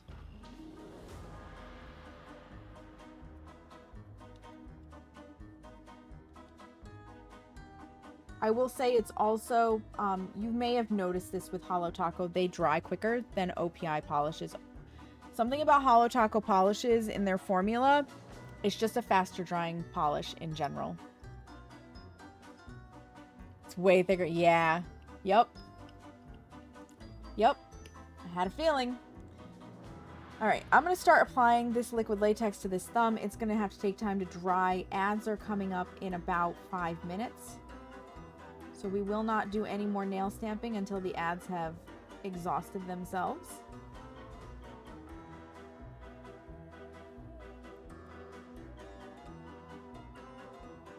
But I am going to get this liquid latex on.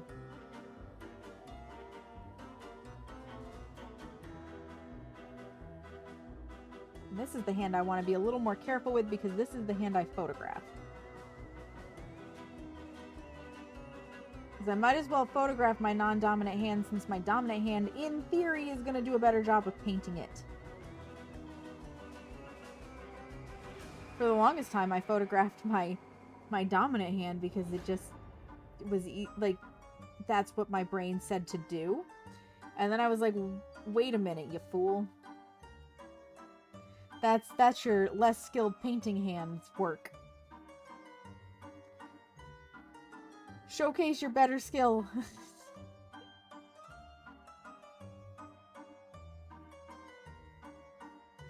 The logic eventually came to me.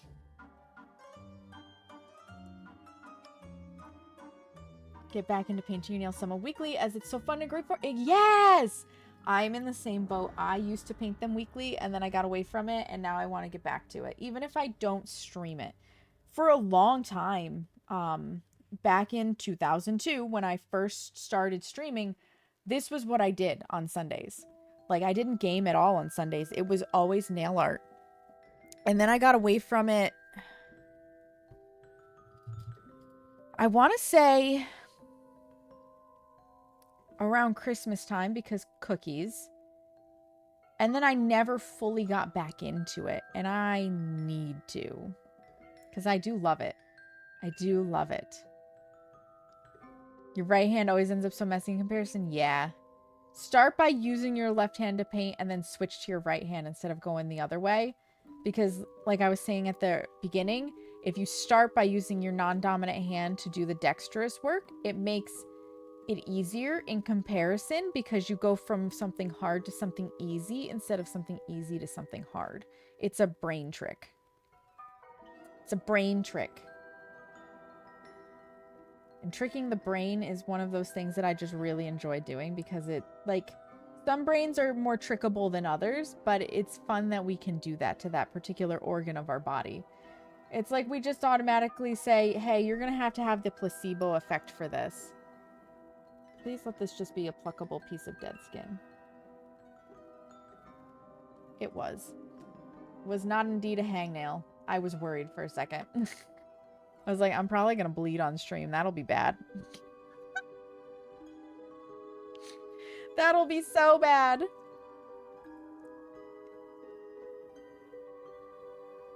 let this dry down for a few minutes.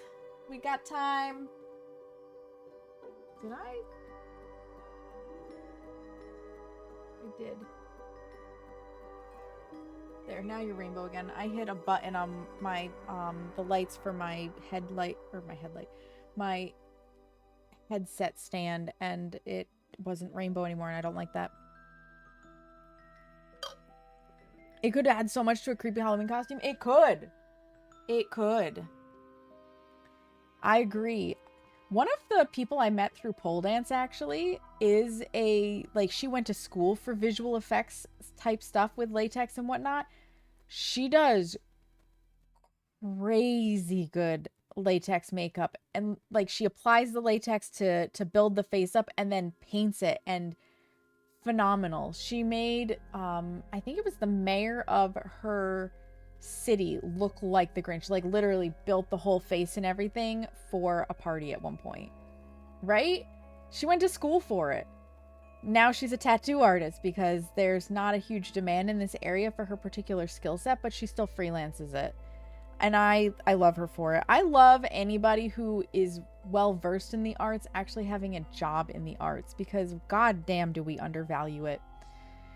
But it sure as shit isn't, you know, the secretary or the bookkeeper or the statistician or the pharmacist that are making these gorgeous ads on billboards or for social media, or who are doing the animations for some of your favorite television shows. It's not them who's the director of photography to make sure that the shows that aren't animated but are live action are well lit.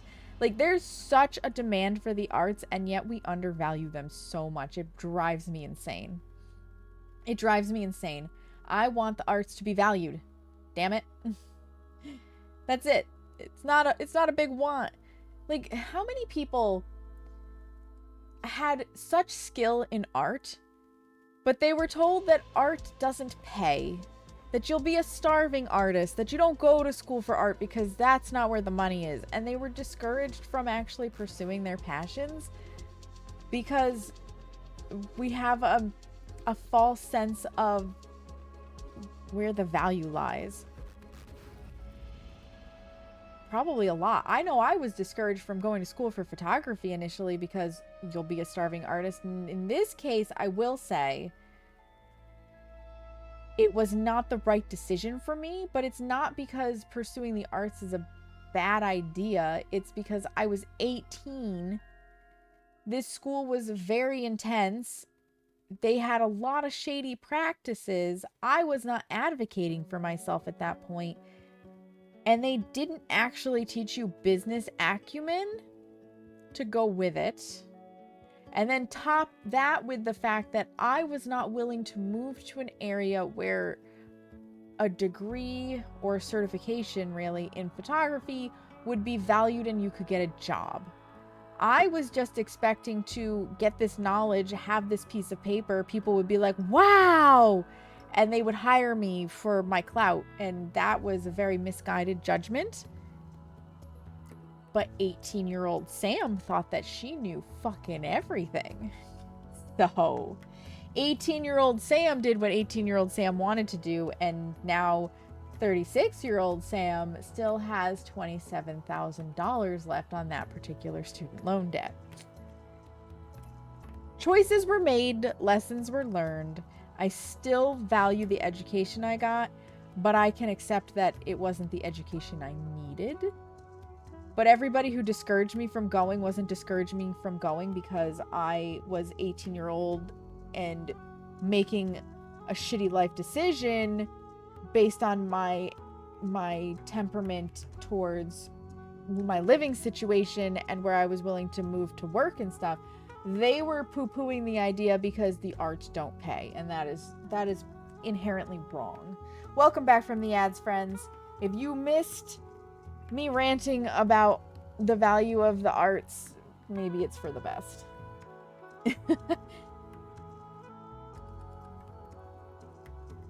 Because that's all I was doing. I was ranting about the fact that artists are undervalued and people People tell you not to go to art school because you'll be a starving artist, but in reality, somebody's got to design all the advertisements and stuff that sell you shit. Art is all around us. Didn't just pop up out of frickin' nowhere. And honestly, there's some really cool jobs in the arts too. Like, some of the rabbit holes I get down when I can't sleep at night on Instagram is like watching old paintings be restored. Like, we're talking like the Mona Lisa old paintings. There's my stamper. And that kind of skill doesn't come from, gen ed classes in community college. That is a specialized skill. In reality, every degree is useless and everyone is starving. I mean, you're not wrong, fool. When you need a degree to work at McDonald's because that's what's separating you out, it's crazy. It's absolutely crazy where we're at right now in education and economy. I remember too, because I'm of a generation, I was on the cusp of the generation for technical school. My mom really believed that no kid in high school went to VOTEC, is what we called it, vocational tech school. Because that was where, and I quote what she said exactly, that's where the stupid kids go. And I was too smart. I really wanted to go to VOTEC for web design and graphic arts. Can you imagine if I had gotten into web design in the early 2000s? Oh my god, I would have so much money. It'd be stupid. But anyways, that was what she believed. But her generation was the beginning of college, and my generation was really hammered on go to college to get a good job. You have to go to college to get a good job. My brother is the one who convinced my mother about VOTEC, because my sister wanted to go too and got the same speech. You're not that stupid.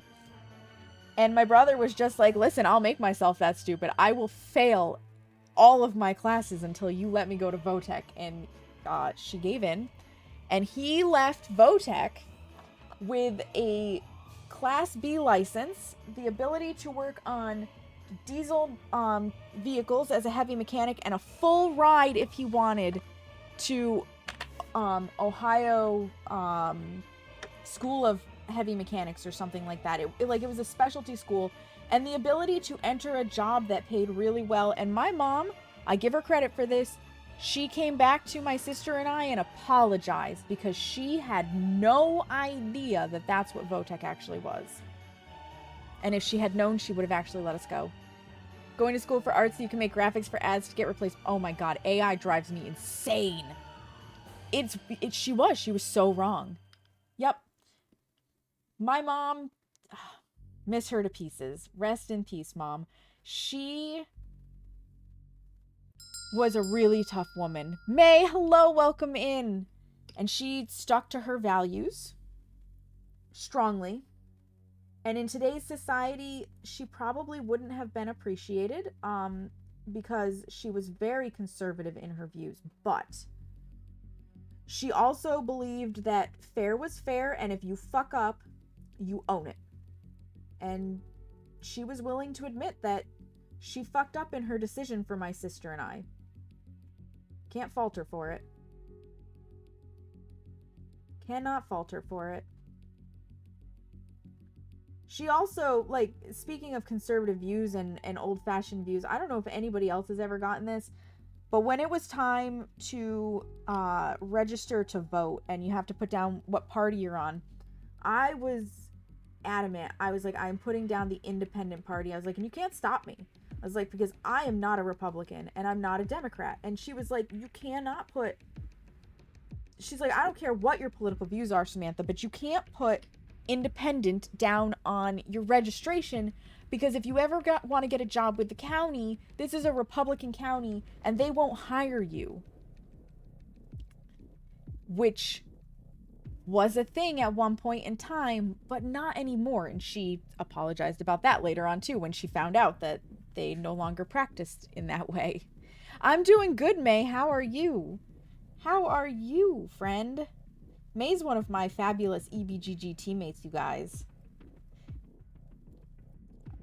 I am distracted by trying to get some of this nail polish off of the mat with my tweezers. That's why I'm looking down.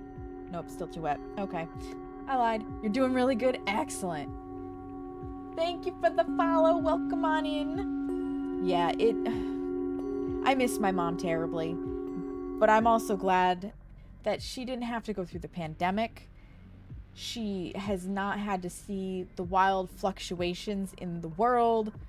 She was running her own business, and very unpopular business. She inherited it from her dad. It was medical bill collection. So if you all ever end up with like a medical bill problem, you contact me, because I still know the Fair Debt Collection Practices Act pretty well. And what I don't know, my brother knows. And what my brother doesn't know, my dad knows. So I can get you an answer probably. But anyways, like, with the way things have changed with medical debt collection in this country, her business would not have survived. You have your spooky nails on and you're waiting for dinner? Yeah, what kind of nails? What kind of spooky? So yeah, I would love to still have her with me, but I think she would not like the world we're in today. And it would have been bad for her overall. Although maybe it would have mellowed my dad some. I have your standard angry old crotchety dude for dad. I love him to pieces. He has all the love in his heart, but oh my god. He's so cranky. He's so cranky about everything. Yes. Dry, my latex, dry.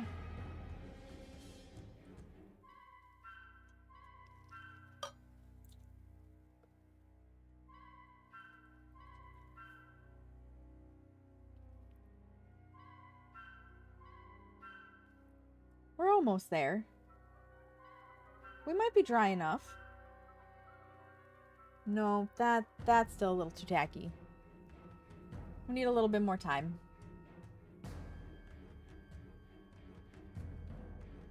These are coming out way better than I anticipated, and I'm really excited for that. They're going to need so much nail oil, but I'm really excited for how they're looking so far. You know what else I just realized? Taking the time to let each individual nail dry with the latex is allowing also all of the nail art that we've already done to really dry, so when I go to put the top coat on, it's less likely to smear. I have a smudge-free top coat. I just don't feel like using the smudge-free top coat because I don't want the extra step. I want less layers, more pretties.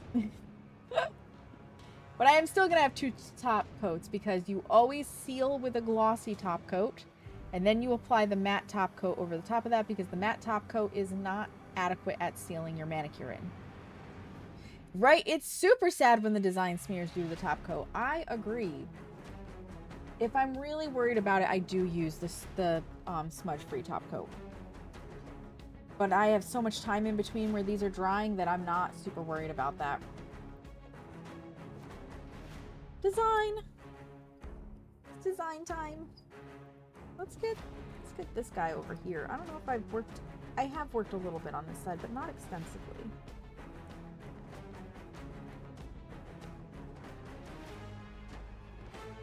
Doop. How are your pancakes, Pay? How are your fluffy pancakes?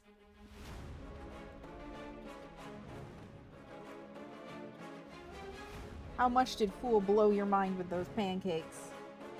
I must live vicariously through you.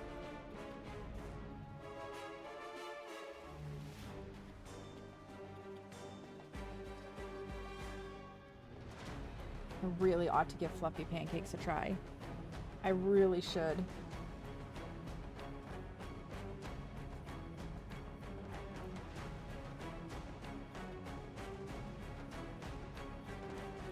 Ta-da! They were amazing. Hell yes. Hell yes.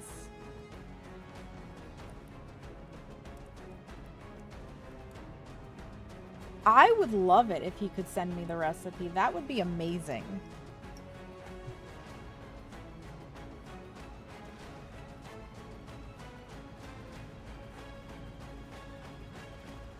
Because fluffy pancakes is basically baking, so I'd be more interested in making them than just, you know, regular pancakes.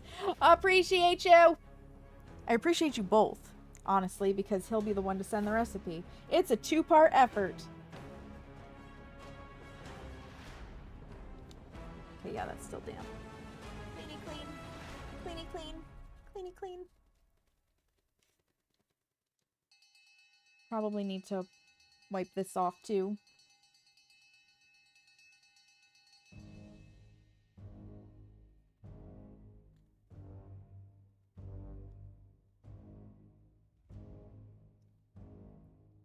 Yeah, that's gonna need its own fresh.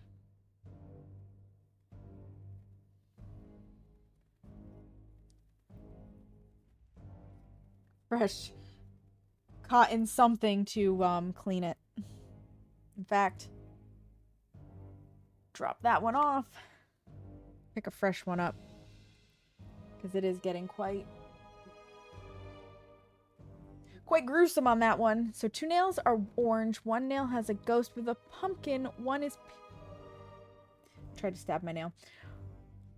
1 is pink and orange checkers with bats. And then 1 is pink with black... Oh my god. May, that sounds gorgeous. That sounds absolutely stunning. Did you do it yourself or did you have it done? Or are they press-ons? There's so many options these days for nail art. All of them valid. They're press-ons. I love it. I love it.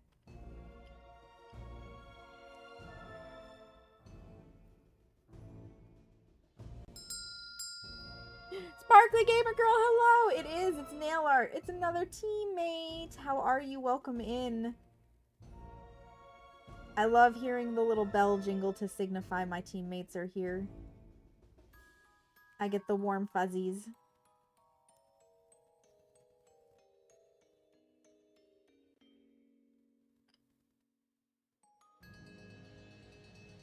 I know this is a very awkward angle for viewing.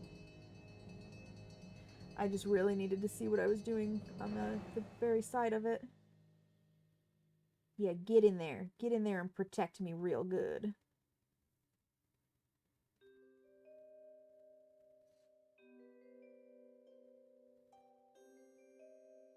I don't know, the bitrate may have done stupid shit. Or not the bitrate, the frames. I dropped frames in the beginning, but... And that was unlucky, but for whatever reason, the rest of it's going pretty smooth. Maybe I needed that little lack of luck to make the rest of it smooth. Batwoman, hi, how are you? Welcome in. You're not talented enough to do it yourself. It's all skill. It's all skill. And it's okay if it's not a skill you wish to acquire. I was not skilled at this either in the beginning. I wonder...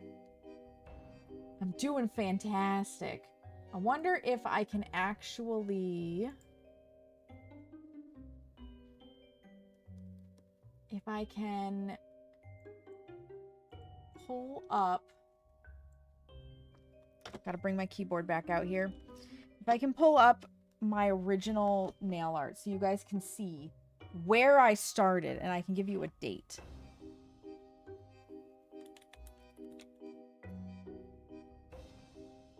Yes. Okay.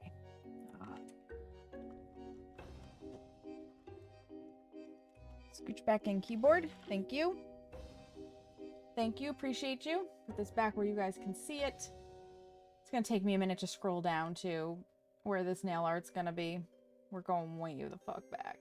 It's not even on my nail art Instagram. It's that old. It's like, I was an itty bitty Instagram user when I did this nail art. It's that old. So it's on my private personal Instagram. I think if I have it anywhere, that's where it's gonna be.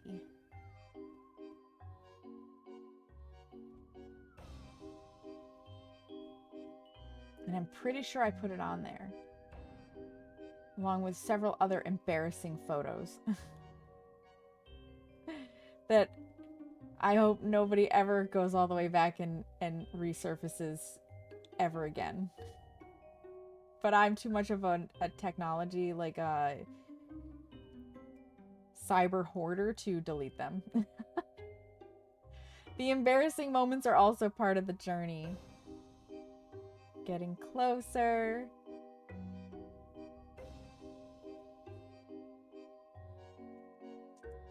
Almost. Yep, that was my first attempt with vinyls. Oh, where's wee baby Sam nail art? Where is it? It's what I did on my friend. Oh, my first water marbling attempt. I forgot about that. It actually came out good. There it is. It's literally the very first image from May 24, 2017. There it is. That's where I started. Gotta start packing for TwitchCon. You'll be lurking. Can't wait to see how they turn out. Much love. Much love to you, Pay! I hope you and Fool have the absolute best fucking time at TwitchCon. Safe travels.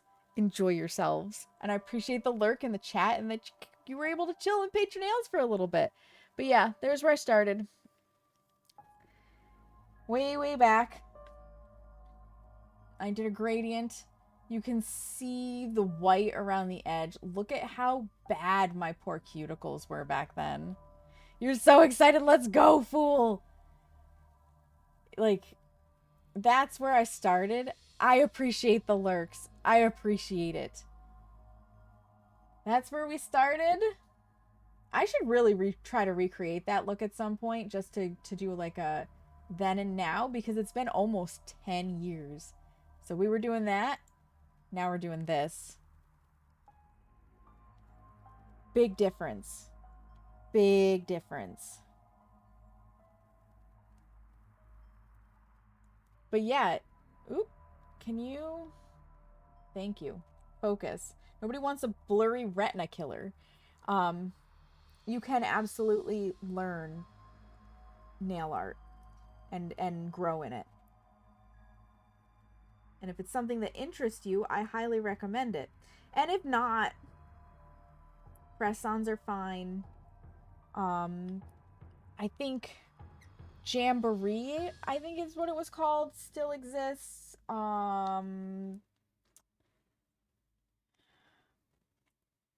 Color Street or something. Like, there's another nail art wrap one where you...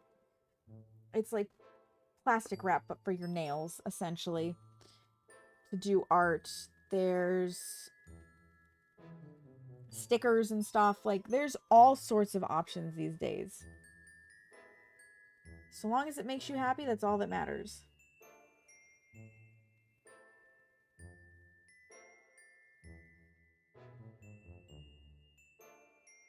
Shazoop! Didn't look that bad. Hi, Kodachi. Thank you. For a first attempt, it sure as shit didn't look that bad. How are you, Kodachi? Have you done any weaves recently? I hadn't checked in on my nail Instagram for so long, and I'm way behind on what everybody's been up to. Patrick, hello. How are you doing? Welcome in, friend.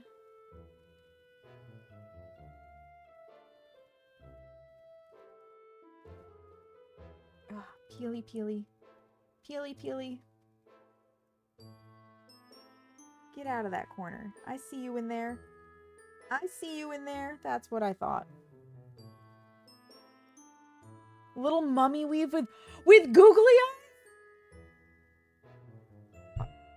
All right, let me get this next coat on, and then I have to go find that immediately. And I say coat, but I mean liquid latex. So that it can dry. And I have to say, slowing myself down and doing this nail by nail has been the answer to not A, going too fast, and B, having to stop in the middle to reapply because I stuck two fingers together. It really dries fast enough that I can do it this way. I always just figured it took so long to dry. I needed to get it all on and keep going and so on and so forth. And if I have to give credit to anything for this ability to slow down, it's from the baking streams where you guys have just been super wonderful and patient, and you sit and chat with me, and like we just have a nice time. I'll clean that out in a minute before we use it. I forgot that step, and I need to get whatchamacallit. Words. I have them. English, I speak it. I have to get acetone onto the cotton ball, and that is just not going to happen easily. We are going to go to Kodachi's. Kodachi. Oh, I'm on the wrong account to actually look at this. Go to... I need to swap accounts. Home. Switch. I love that I can just switch between accounts. Log in.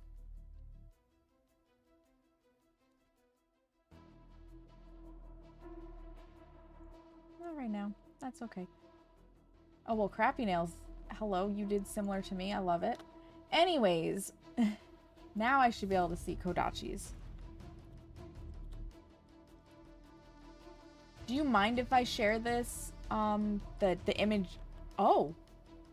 Do I have your name spelled wrong? I know I follow you. Why is the going to the link directly coming up private?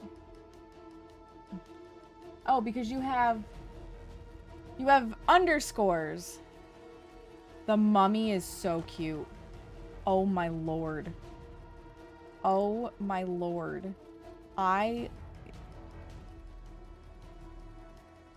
It's not a right usage of liquid latex when you do not stick two fingers together and pull it. Oh my god, I've done it so many times though. All the love. I'm glad you're doing amazing. I am as well, Patrick. Yeah, the underscores. The underscores were throwing me. I was like, why is this a private account? I swear it's not. So I don't own this one, you guys. This is not me. This is Kodachi being the badass that she is and weaving nail polish. Okay? Weaving nail polish. This is so cool. Look at that. With googly eyes. I'm friggin' here for it. That's amazing. That is amazing. I am here for it. And it glows in the dark. It glows in the dark. So definitely, like, right? Right? Her shit. I don't know how many hours you spend to make that happen, Kodachi, but it always looks so good. Because she literally, I see the reels. I see the time lapses where she's literally painting flat pieces of nail polish and then peeling it and cutting into perfect little strips and then fucking weaving them and then adhering the weaving to her nails. Like, it's a process and it's amazing. And I'm always impressed every time I see a weave. Every time I see a weave.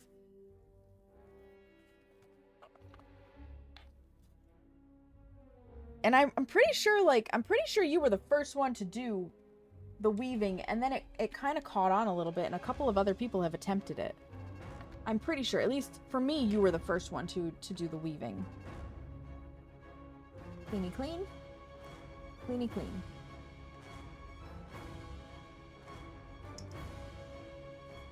Right? It's super cute. It's super cute.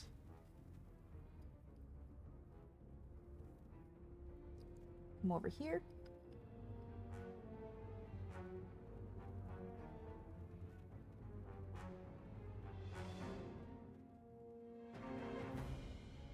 Like, this is a huge reason why I love having an Instagram dedicated solely to nails.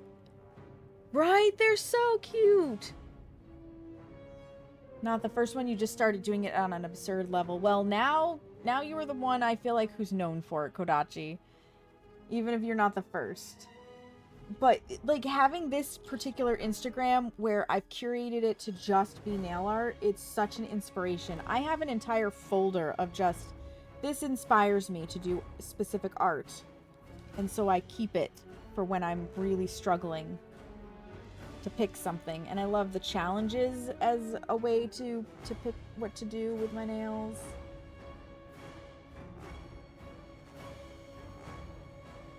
It's just such a good time. And that, I feel like, is such a good use for social media, is to inspire others with your own creativity. And to be inspired, really.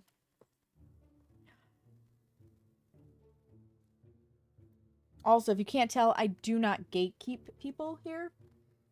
I don't want people coming in, obviously, and just being like, blatant self-promotion, but I love propping other people up. I love it, because we all could use those little moments of somebody else proclaiming to the world how fucking cool we are. Oh, that was a good peel. That was satisfying. That was very satisfying. You are welcome, Kodachi. You deserve it. One nail to go, and then we start the, yep, words. Really, I can speak, you guys, I promise. Then we start the top coat process.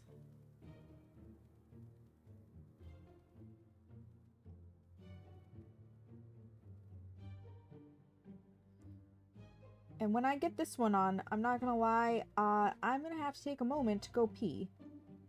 My water has hit my bladder. 'Tis that time.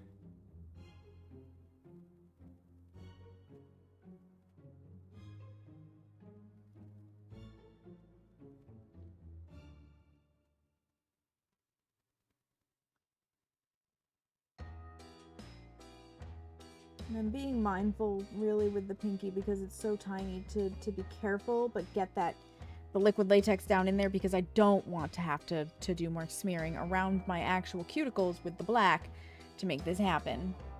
It's the one like you share yeah! That one like you share makes someone else's day. It really does. It really does. And I know social media gets a bad rap. And this is not a non-concern, but it does get a bad rap for especially like younger kids where they're chasing the dopamine hit of getting likes and follower count and everything. I love getting the likes, right? We all do. It is a very good boost. Thank you for the hugs, Patrick. But what I really like is when somebody comments and they're just like, cute, or I love this, or oh my god, do you mind if I recreate this? And I'm like, go for it. Like, abso-freaking-lutely go for it. Do it. I would love to see you recreate it. I want people to feel inspired, and I want them to exercise their creative juices. Like, make derivatives. Go for it. I'm here for it. And that always warms my heart because it's like I have inspired somebody else and that makes my day. And you're right. It's just like one nice comment. Just like if you are the person who was having kind of a bad day and you walk into a coffee shop or the grocery store and the first employee you encounter just greets you with a smile and a hello. They didn't have to do anything special. They just acknowledged you kindly, and it really does make a big difference. I think people underestimate the value of the little actions. I've seen some things that I can't comment on because it's just so cute. It makes you actually speechless. Patrick, that's amazing. Usually, when that's the case, that is exactly what I comment. I'm just like, I'm speechless with the like, emoji. Because might as well tell them that it did that to me. At least I feel that way. Not everybody may do that, and that's fine. You don't have to. But in my experience, that's what I do. I'm really pleased with these nails. They're so simple, but they're so fun. They're fun. This was great. I love this color. Like, thank you, Holo Taco, for an obnoxiously bright green. I needed this in my life. I really needed this in my life.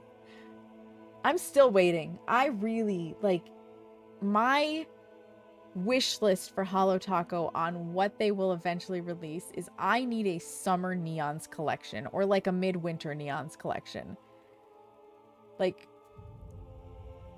fuck the blues, fuck the frosty colors, give me the brightest, most obnoxious neon colors that you fucking can. I'm ready.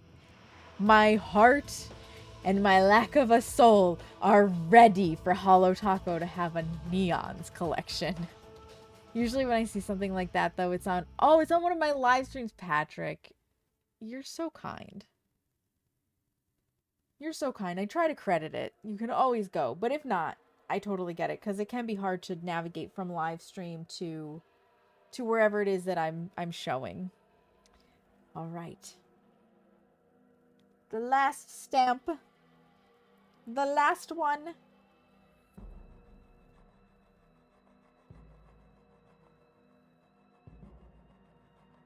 See if I can get this. I might be a little ambitious with how far away those spiders are and the actual size of my pinky nail, but we're gonna try.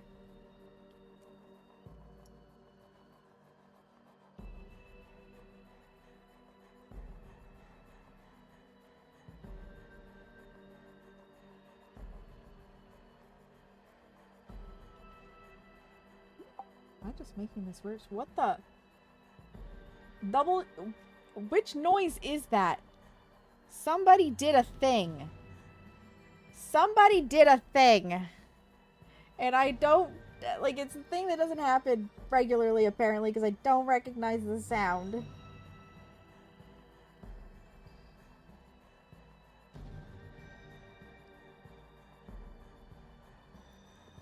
I'll find out.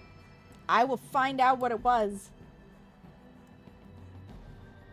Because I need to know if I have to properly thank somebody. Let me just make a little peel here. Oh, yeah. Spooders.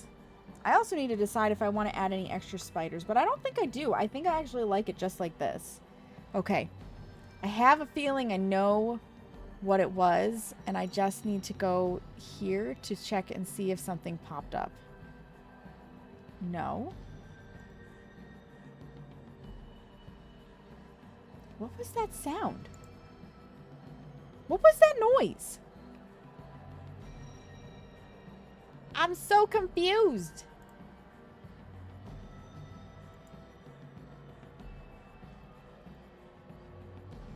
I'm so confused.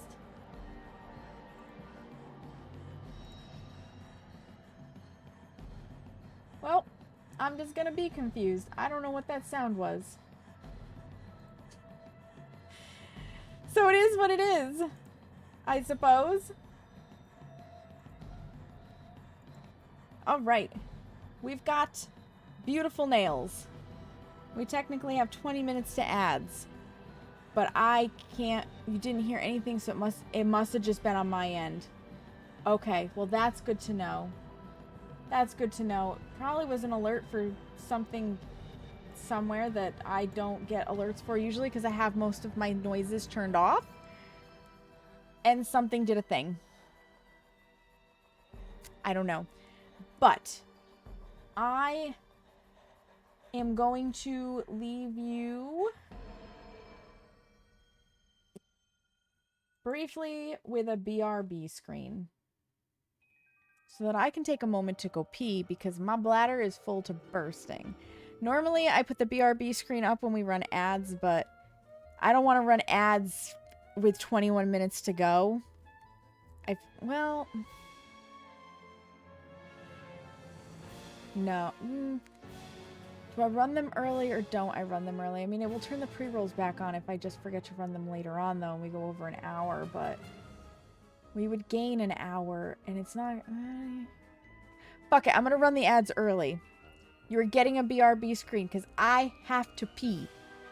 So, get up, stretch your legs, move around. This is our stretch break before we put on the final top coats. plural because there's going to be a matte top coat as well. Yeah, I'm gonna beach hobo. Hi, crazy guy. Hi, beach hobo. Okay, BRB friends. What I'm about to do is going to be both dangerous and stupid. Should only be attempted by a trained dumbass like myself. Exactly what I want to find in the morgue. Food. Definitely. Definitely want to eat that. And it's tacky. Here we go. There's my pumpkin. Make him a little cockeye, shall we?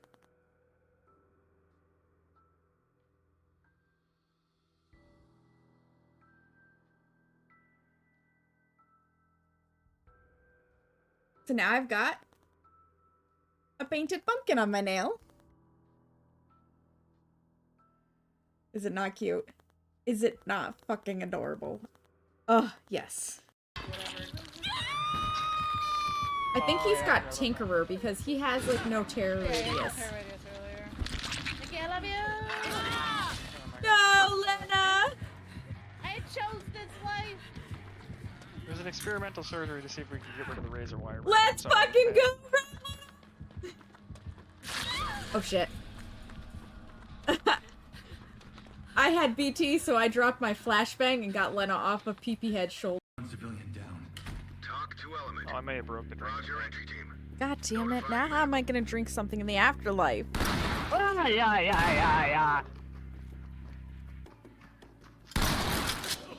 Shotgun diplomacy. How's your arm feel, asshole? That hurt? I hope so. Oh my god. Where are you? How old are you? I've never gotten the Dio breath before! I'm so excited! Whole bunch of meat. These people really just want my meat in their mouth, okay? I don't know what else to tell you guys, but they want my meat in their mouth.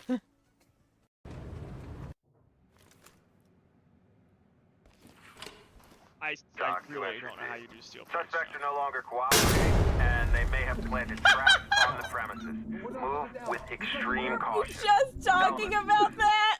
Weren't we just talking about the fact that that door could be trapped?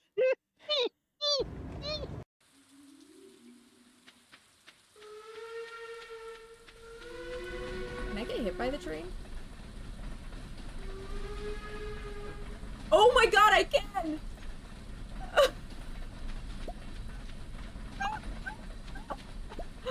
Alright, well, we found that out. You can get hit by the tree, or the train, yes. Oh my god. If it doesn't start cooling off in this room, I'm gonna either have to start taking clothes off or take a moment to put a fan in the window. Like, holy crap. And don't get any smart ideas. I have socks on my feet I can take off, okay? Those are clothing too. Welcome back from the ads, friends. Thank you for your patience. I also took the moment to grab my matte top coat because we are going to mattify this. We are. But first, cleaning.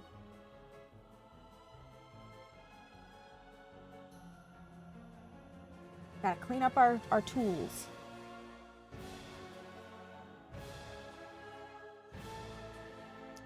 Crazy guy, Beach Hobo Ray, I hope you're doing well. I know you got here, like, or spoke just before I needed to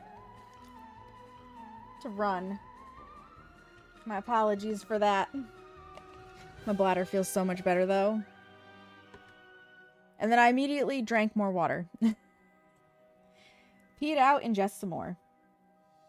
Clean this a little bit. I will hit this with a properly not covered in black cotton swab at the bitter end. But that gets it clean enough for right now. For right now. You had Earlier you had to go just as bad. Well, now you know. Now you know. Oop.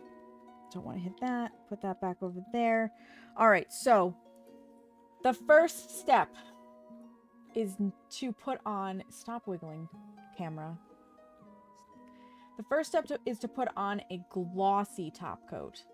And this is because glossy taco, or any regular top coat, this is a quick dry one, seals the manicure. A matte top coat does not. A matte top coat actually has the ability to wear off. This one won't do that. Hi, Chicken Nuggy. Welcome in. How are you? Ugh. How goes it? So we're going to start off with a quick dry top coat to seal this down. And then on top of that, we will put the matte top coat to mattify it. And I'm just going to use this tape to pick up some of the extra nail polish that I don't want to stick my arm in while I do this. The one we were using to clean the stamper head. I'm going to move some stuff out of the way so that I have room to do all of this, you know, as it were. Yep, we still got acetone in the container. Excellent. So putting our lid back on, doing good. How am I? I'm doing fantastic. Doing fantastic. So this can also go over here. Okay, there, he fell. Okay. Because we're back to needing our glass of acetone to clean up. Clean up even your top coat off of your nails.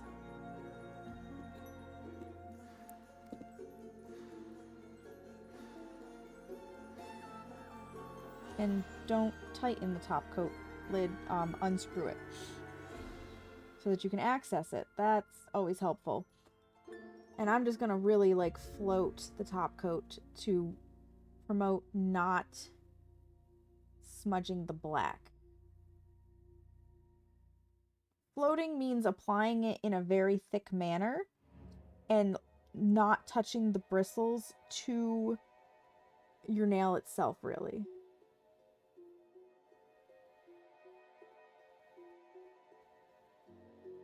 And see, we did get a little bit of smearing, but not a whole lot. Could be worse. Because this is quick dry, it will dry quickly, as the name implies. Why do you have a big wad of, like, a big wad of, like, cotton stuck to you? I need you to not have that cleanup brush. Because I need to clean up, as it were.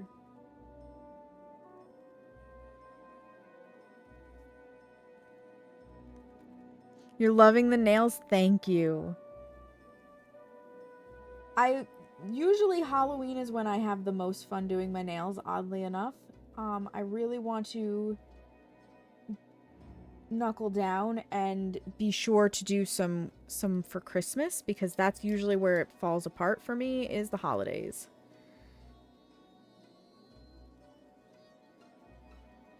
But yeah, so glossy, it looks good, but it's gonna look really good matte. Like I said, gotta seal it. Gotta seal it.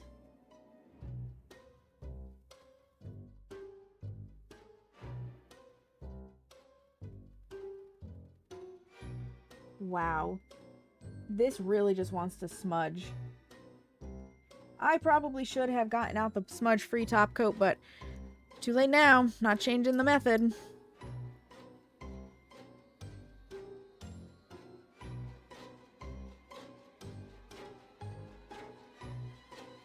I will also say it's super beneficial for me as a massage therapist, because I know there's some controversy among licensed massage therapists for whatever reason about having painted nails. There's a whole group of people in the profession who believe that it just promotes dirt, which I don't understand how, because we don't have length to get dirt under anyways.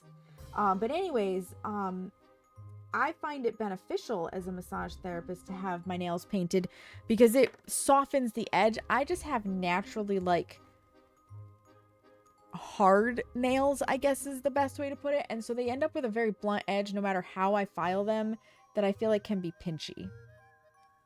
This softens that edge. You've never had your nails done before? By yourself or by others, or just professionally?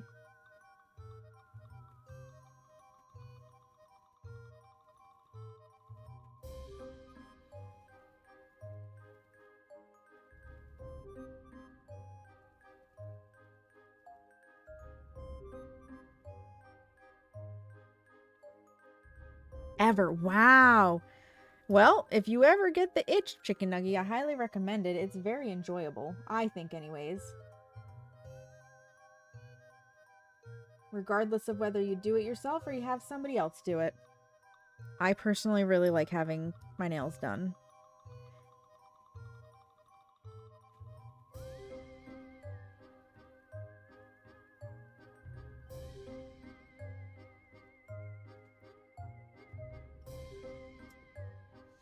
I can tell at the very end over in this corner is a gloop.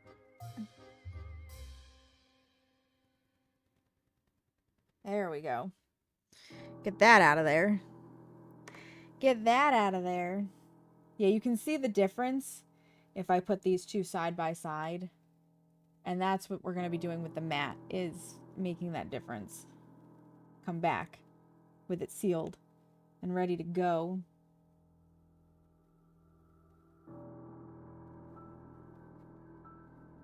I think that's just a little too big of a gloop. I want a wad, but not quite that much of a wad.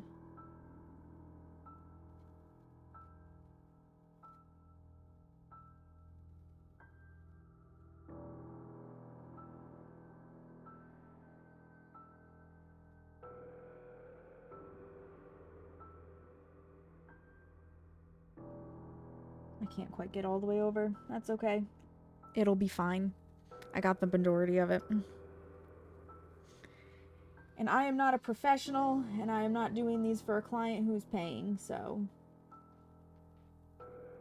Which legally I can't do nail art for money. Because then I would be acting in a licensed profession without a license.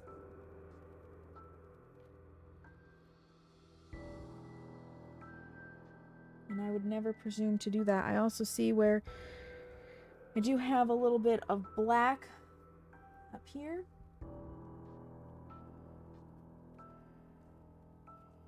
Oh, excellent. It was little enough that I could pick it up without smearing it through my cuticles to live there permanently for the next 6 months.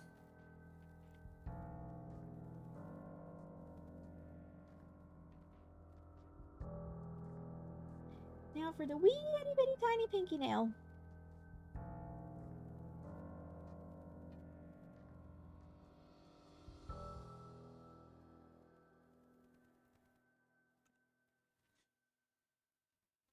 The wee tiny pinky.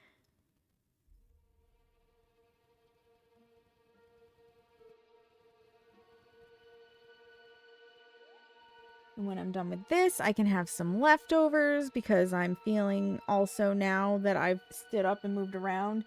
The Breakfast of Champions of a protein bar that I ate this morning is fading fast.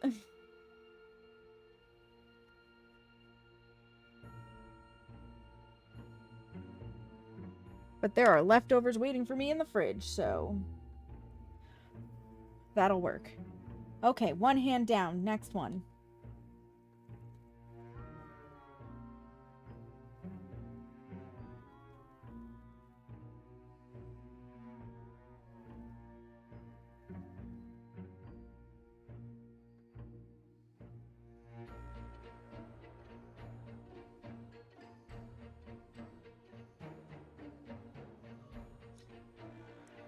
My apologies, I hit the light again. And I had to stare at it for a moment in disgust of myself for hitting it yet again. That'll do. Clean up.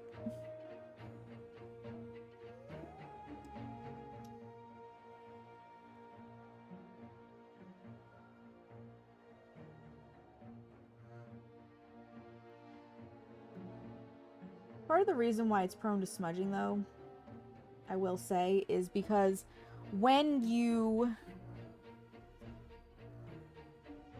put another layer on without giving the layer before like hours to cure, hours, it does re-wet the layer below, which makes it workable again, essentially. Let's try to get that out of my skin real fast. Staring at it is bothering me.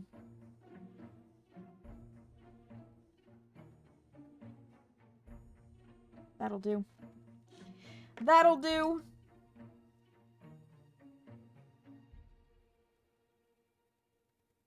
Next nail.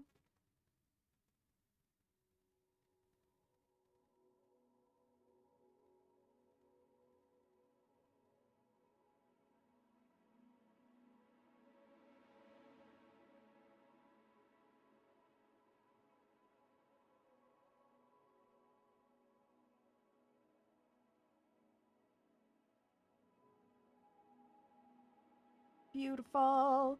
Beautiful.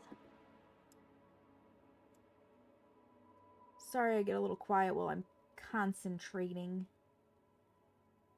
But that is the nature of the beast when I'm being mindful of where I'm putting my brush. Like, even my brain goes silent during that as I'm just, like, I'm mentally holding my breath, basically, to make sure I put my brush down where I intend to put it.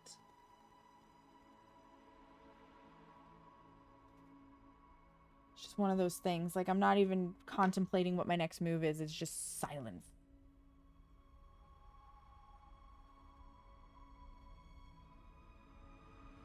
Pure, blissful silence?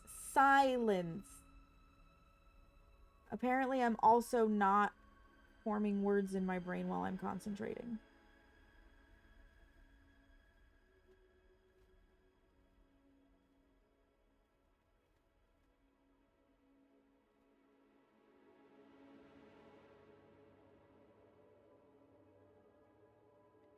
I am leveraging, by the way, these self-leveling properties of Holo Taco's polishes to be able to daub this on the way I am. Going to need to head off. I'm so tired. I need to be up early tomorrow for the school run and gym. Yes, absolutely, Chicken Nugget. Thank you for stopping by. I know it's super late where you are. Sleep well, and I will catch you on Twitch another time. And I hope you have a good time for the gym and the school tomorrow. I do.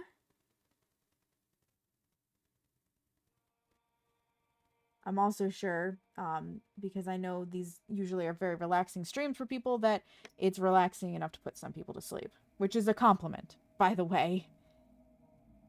Because relaxing and boring are two very different things. I've definitely, like, been in art streams where it's just so relaxing to watch the art be created that I find myself getting drowsy. Because I'm in that state of relaxation. Where I'm like, ah, yes, I could sleep to this.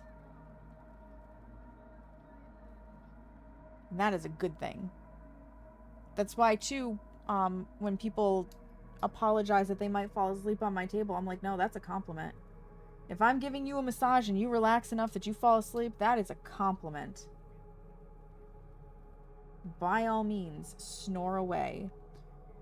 Just please kindly don't drool on my floor because it is carpeted and I don't know how to clean that.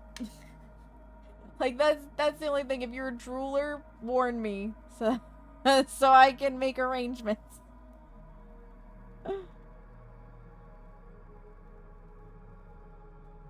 Thus far, 0 people have drooled on my floor, by the way. I've had 1 person poop on the table, but 0 people have drooled on the floor.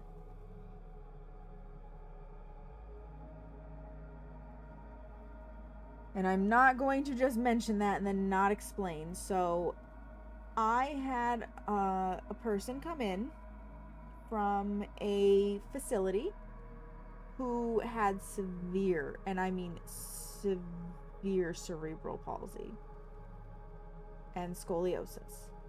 So this person was wheelchair bound, was incontinent, had limited ability to communicate.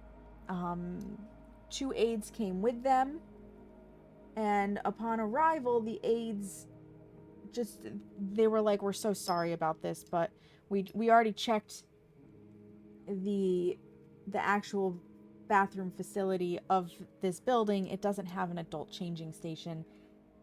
We had just changed this person before we left, but they had an episode on the drive here. We really need to change them because we don't want them to sit in a soiled adult diaper this whole time. And I was like, no, I totally understand.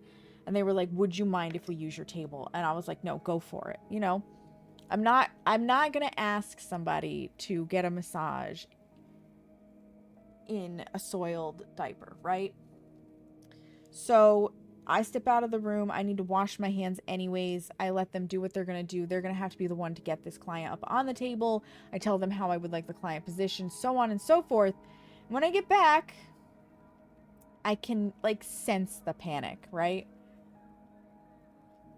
The incident had been a little worse than they expected, and when they went to make the change, it just like fell out of the diaper, right? And they apologized profusely because like they had stripped the top blanket off. They had already cleaned everything up to the best of their ability, but they're like, we don't know what to do with this blanket. Do you need compensation? Like, what do you need? And I was like, listen, it's a white blanket. I'm going to put it in its own bag. It's going to come home with me. I'm going to bleach the fuck out of it. It will be fine. And I still use that blanket to this day because it was fine. Bleach and hot water fixes white things very nicely. I was like, don't worry about it. Don't worry about it. Like, they were mortified. The client, of course, I don't think was cognizant enough to notice what was really going on to, like, have that embarrassment reaction, which probably for the best, honestly. But yeah, I have had somebody poop on my table, and I did the massage, and it was fine, and unfortunately, we were unable to reconnect to continue sessions, but it went well. It was, you know, it wasn't a bad thing. It was just an oops. An oops that I was utterly unprepared for, because that's definitely not one of the ones they talked to you about in school. Wow, why did I get bubbles? Really? Really? I got bubbles. That's odd. Well, too late now. Once the bubbles are there, they're there. It's a new top coat, too. It shouldn't have bubbled like that. I wonder if it's because I put it on so thick. Well, hopefully the matte top coat hides a multitude of sins. So, this is literally just matte taco. It looks funny. It dries down pretty much clear. Mine is thickening up a little bit. But maybe I should give my nails just a little bit, since it is so thick, to dry a little bit more before I try to put a matte top coat over the top of it. The bubbles surprised me. I probably should have taken the time for the smudge-free top coat so that I could have done a thinner layer. Oh well. You can bet your bottom dollar, though, I'll be editing them out of the photos, because I'm capable of that. Am capable. Will do. You can't see the bubbles, really, with this lighting. Like, if I bring them up close and my camera will focus. Will it focus is the question. Can it focus? I might actually have to do it here. Too close? You might be able to see the bubbles. You certainly get to see how toxically green it is when it's not hit with as much light. So there's that. Yeah, we're gonna let this dry down a moment, because it needs it. It needs it badly so that it can accept the matte top coat. And then it'll be perfect. And we'll love it. And I'm here for it. Good luck, Hazard. Welcome in. How are you? How's it going? How is your day? How is your day? I hope you're doing well. I hope it's going good.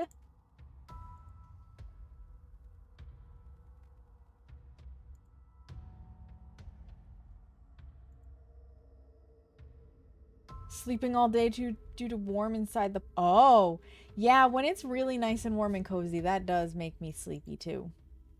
Hopefully it hasn't screwed up your sleep schedule and gonna interrupt, like, life things.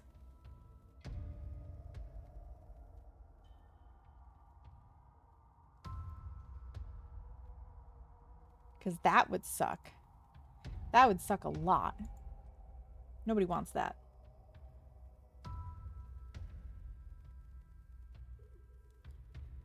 Just kind of loosely... I think we're good. I think we're good. Thank you. Thank you. I'm enjoying this look. Bubbles or no bubbles. Now for the matte top coat.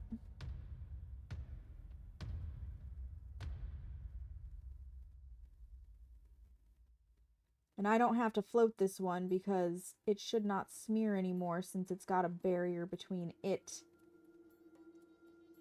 and the nail art. I do still have to clean up though where it winds up on my skin. And I clean up after every single nail because it's easier to clean it up while it's wet than when it dries onto your skin. And I actually see what appears, it's either a cut or no, I don't think it's nail polish. I was about to say or black nail polish, but I think it was just a little cut where I must have had a hangnail and it's still healing. Hangnails are the story of my life sometimes, despite keeping my cuticles cleaned up. It's a real bother.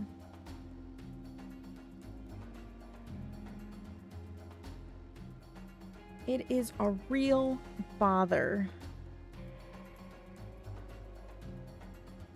Clean up brush on finger 2.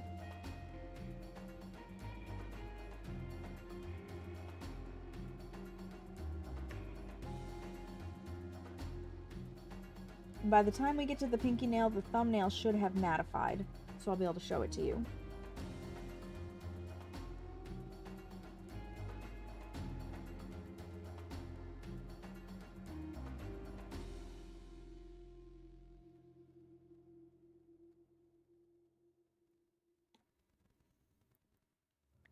Because it's fun.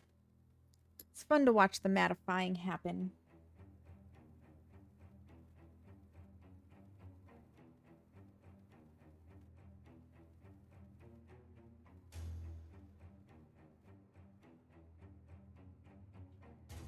Also, I hope you guys are enjoying the spooky music today, just like when we did the baking.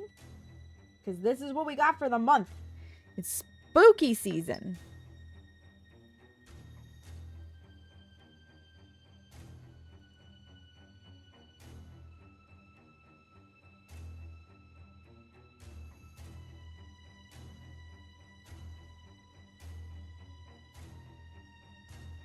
Ooh, it might still be smearing.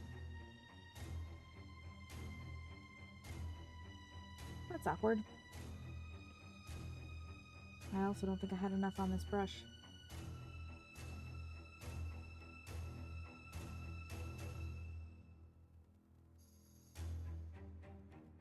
That should do it. That should do it.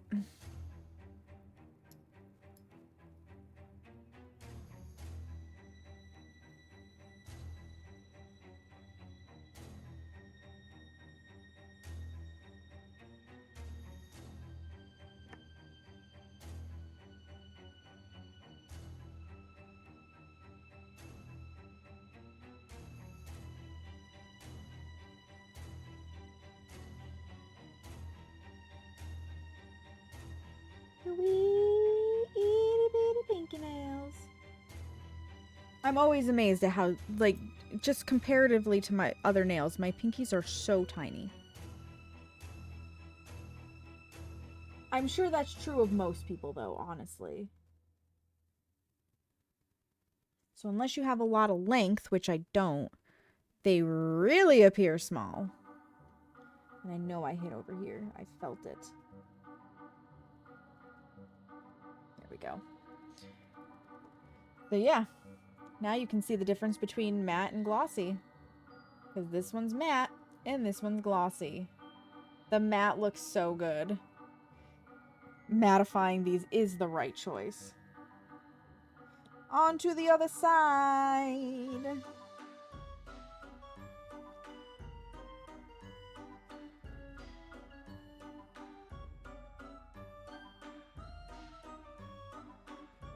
If I could stop hitting, that would be great.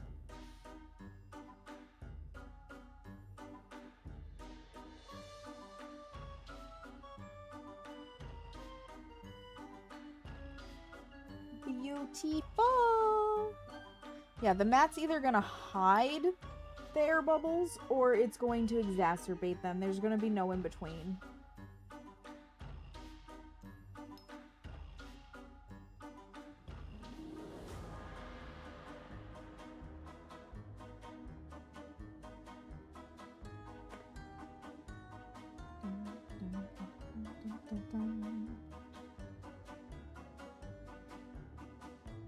My matte top coat is also getting a little thick. She's getting thick. Because I don't use her very often, so I may have to look and see if I don't want to do it just arbitrarily, if I can use nail polish thinner on it. Thin it back out.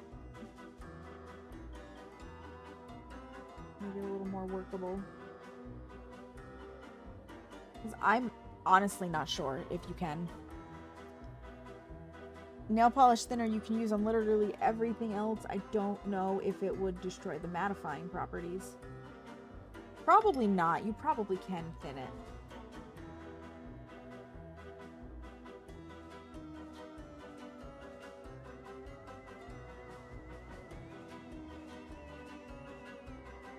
The really cool thing is, if I put the matte top coat on and I decided I didn't want it matte after all, you can then put a glossy top coat back over the top of it and it takes the mattifying effect away.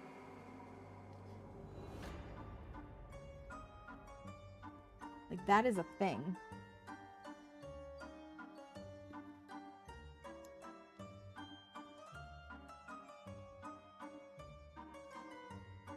And I think that science is cool. I think it's very interesting how that works. And it lends well for doing certain types of nail art.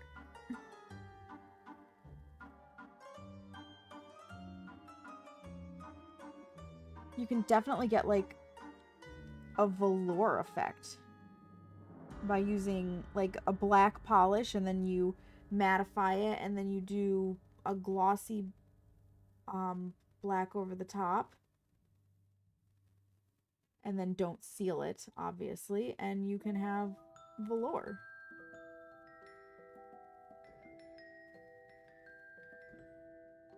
Are you playing with fire by not sealing it? Absolutely, but you can do it. You can absolutely do it. BRB, okie dokie, Seamus.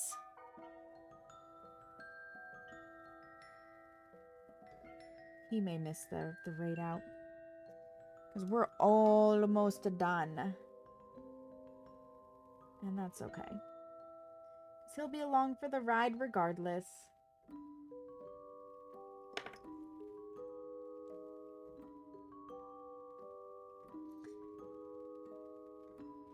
That's a big glob.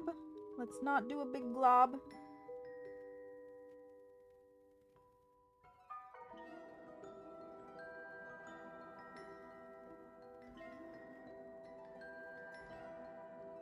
Tell you what, the bubbles are definitely, like, they put a texture on here, or a perceived texture, that's making it a little difficult for me to tell where I've put smooth polish and making me feel like I have bumps.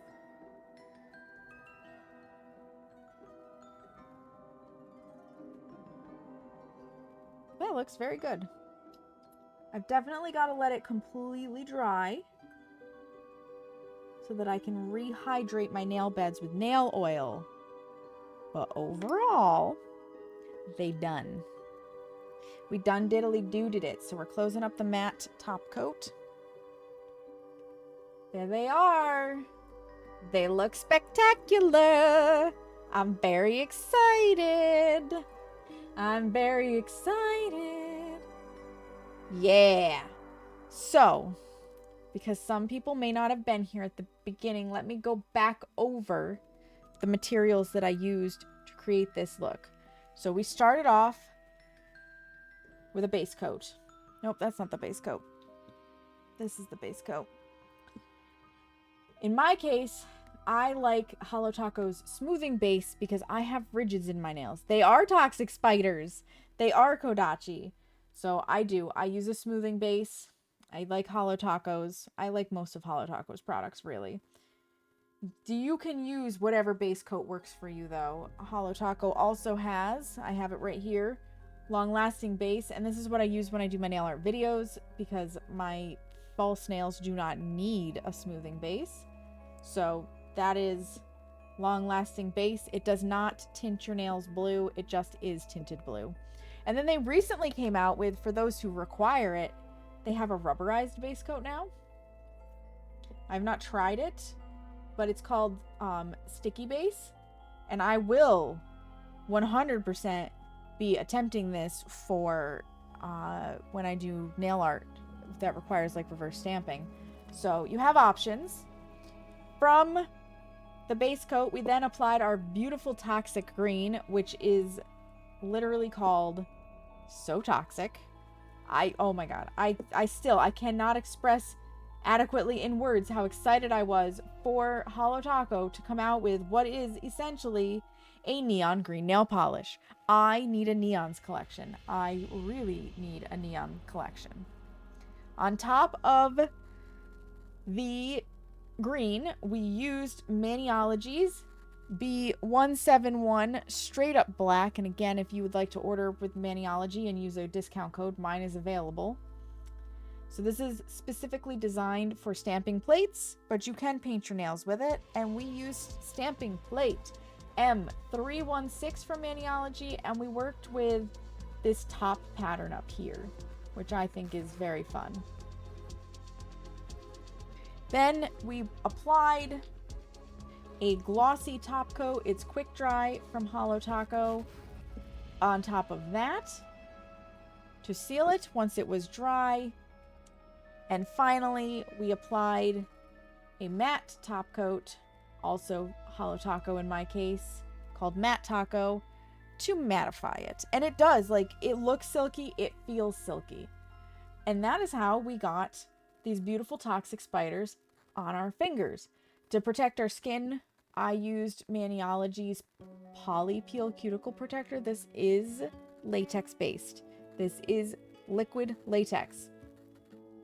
Maniology does have as an option, mine is dried up, but I can show it to you. It's called Mani Mask. It is latex free. So if you need that option, it exists. These are paint onable. I tried to use earlier and failed because apparently the stick has left cuticle guards, which you just peel and stick to your skin, but it wanted none of it. And I don't know if it's just that it was too warm in this room, which I doubt because it's definitely been warmer and that should make it stickier, or what have you. It could be the age. Some of these I've had for years and adhesive does die over time, but it didn't want to stick to my skin regardless, so I couldn't use those. Altogether, you get this. I will be recording the video for how I did this probably tomorrow. I will try to get it up on my nail art YouTube sometime this week. So what I do is I record the video on a fake nail, then I edit the video. I make sure to write in tooltips as I'm going so that you can either read or listen, because I record a voiceover separately for each step, which is usually the longest, hardest, most bullshit difficult part, since Audacity is not good at not picking up mouth sounds. And there are no filters to stop it, and it drives me crazy. So it usually takes me like 3 or 4 attempts to speak out one step to get it into the video. But I record voiceover so you can listen, you can watch, and you can read. So I feel like that gives all learning types the ability to potentially work with the video that I'm putting out, because if you're auditory, I'm telling you what I'm doing. If you're visual, you get to watch what I'm doing. And if you're written, the instructions are also written on the screen, albeit abbreviated, but combined with what you're hearing, it should work out. So yeah, it does take me a little bit to produce the video, but it will go up on my nail art YouTube when it's done. So I hope that you look forward to it. I hope that if this design interests you, you choose to recreate it or similar, because I had a lot of fun with it. I think it's a really, really fun look. But we need to find a raid target, because I ran ads early, so we technically only have 19 minutes before pre-rolls turn back on, and we don't want pre-rolls. We don't want pre-rolls. So we're going to come back over here. We're going to come back over here, and I am going to quickly, real fast, turn this off so that I don't have crazy lighting coming up from below. And I'm going to just try anyways to scooch this back out of the way. That'll do. Good enough. Ish. Yeah, keep going. Keep going. Come here, phone. So that I can really push on this and not have to worry about sending my phone scattering somewhere. Nobody wants that, because my phone is what I use as the camera, and I need to turn this a little more like that, because I have to spin the camera so that you can see me as I lean forward to work on my nails. You guys, thank you so much for being here, for chatting and hanging out and watching me make my nails beautiful again. Not that they're not beautiful anyways, but it's kind of like putting makeup on. You just feel extra pretty when you do it, right? That's the whole point. Or when you wear a nice dress or a really cool pair of shoes, or get your hair done up special. Like, you just feel prettier. And there's nothing wrong with that. So thank you for being here with the journey. I hope that you got to chill out and just have a nice, a nice time vibing. I'm going to bring us over to a friend. We are going to go say hello to somebody who is hopefully doing something chill and calming. Let me see who's on and doing the stuff and the things, because phasmophobia is not calming. Not in the slightest. That is not the vibe we're going for, even though it would fall into the spooky season category. Not the right vibe.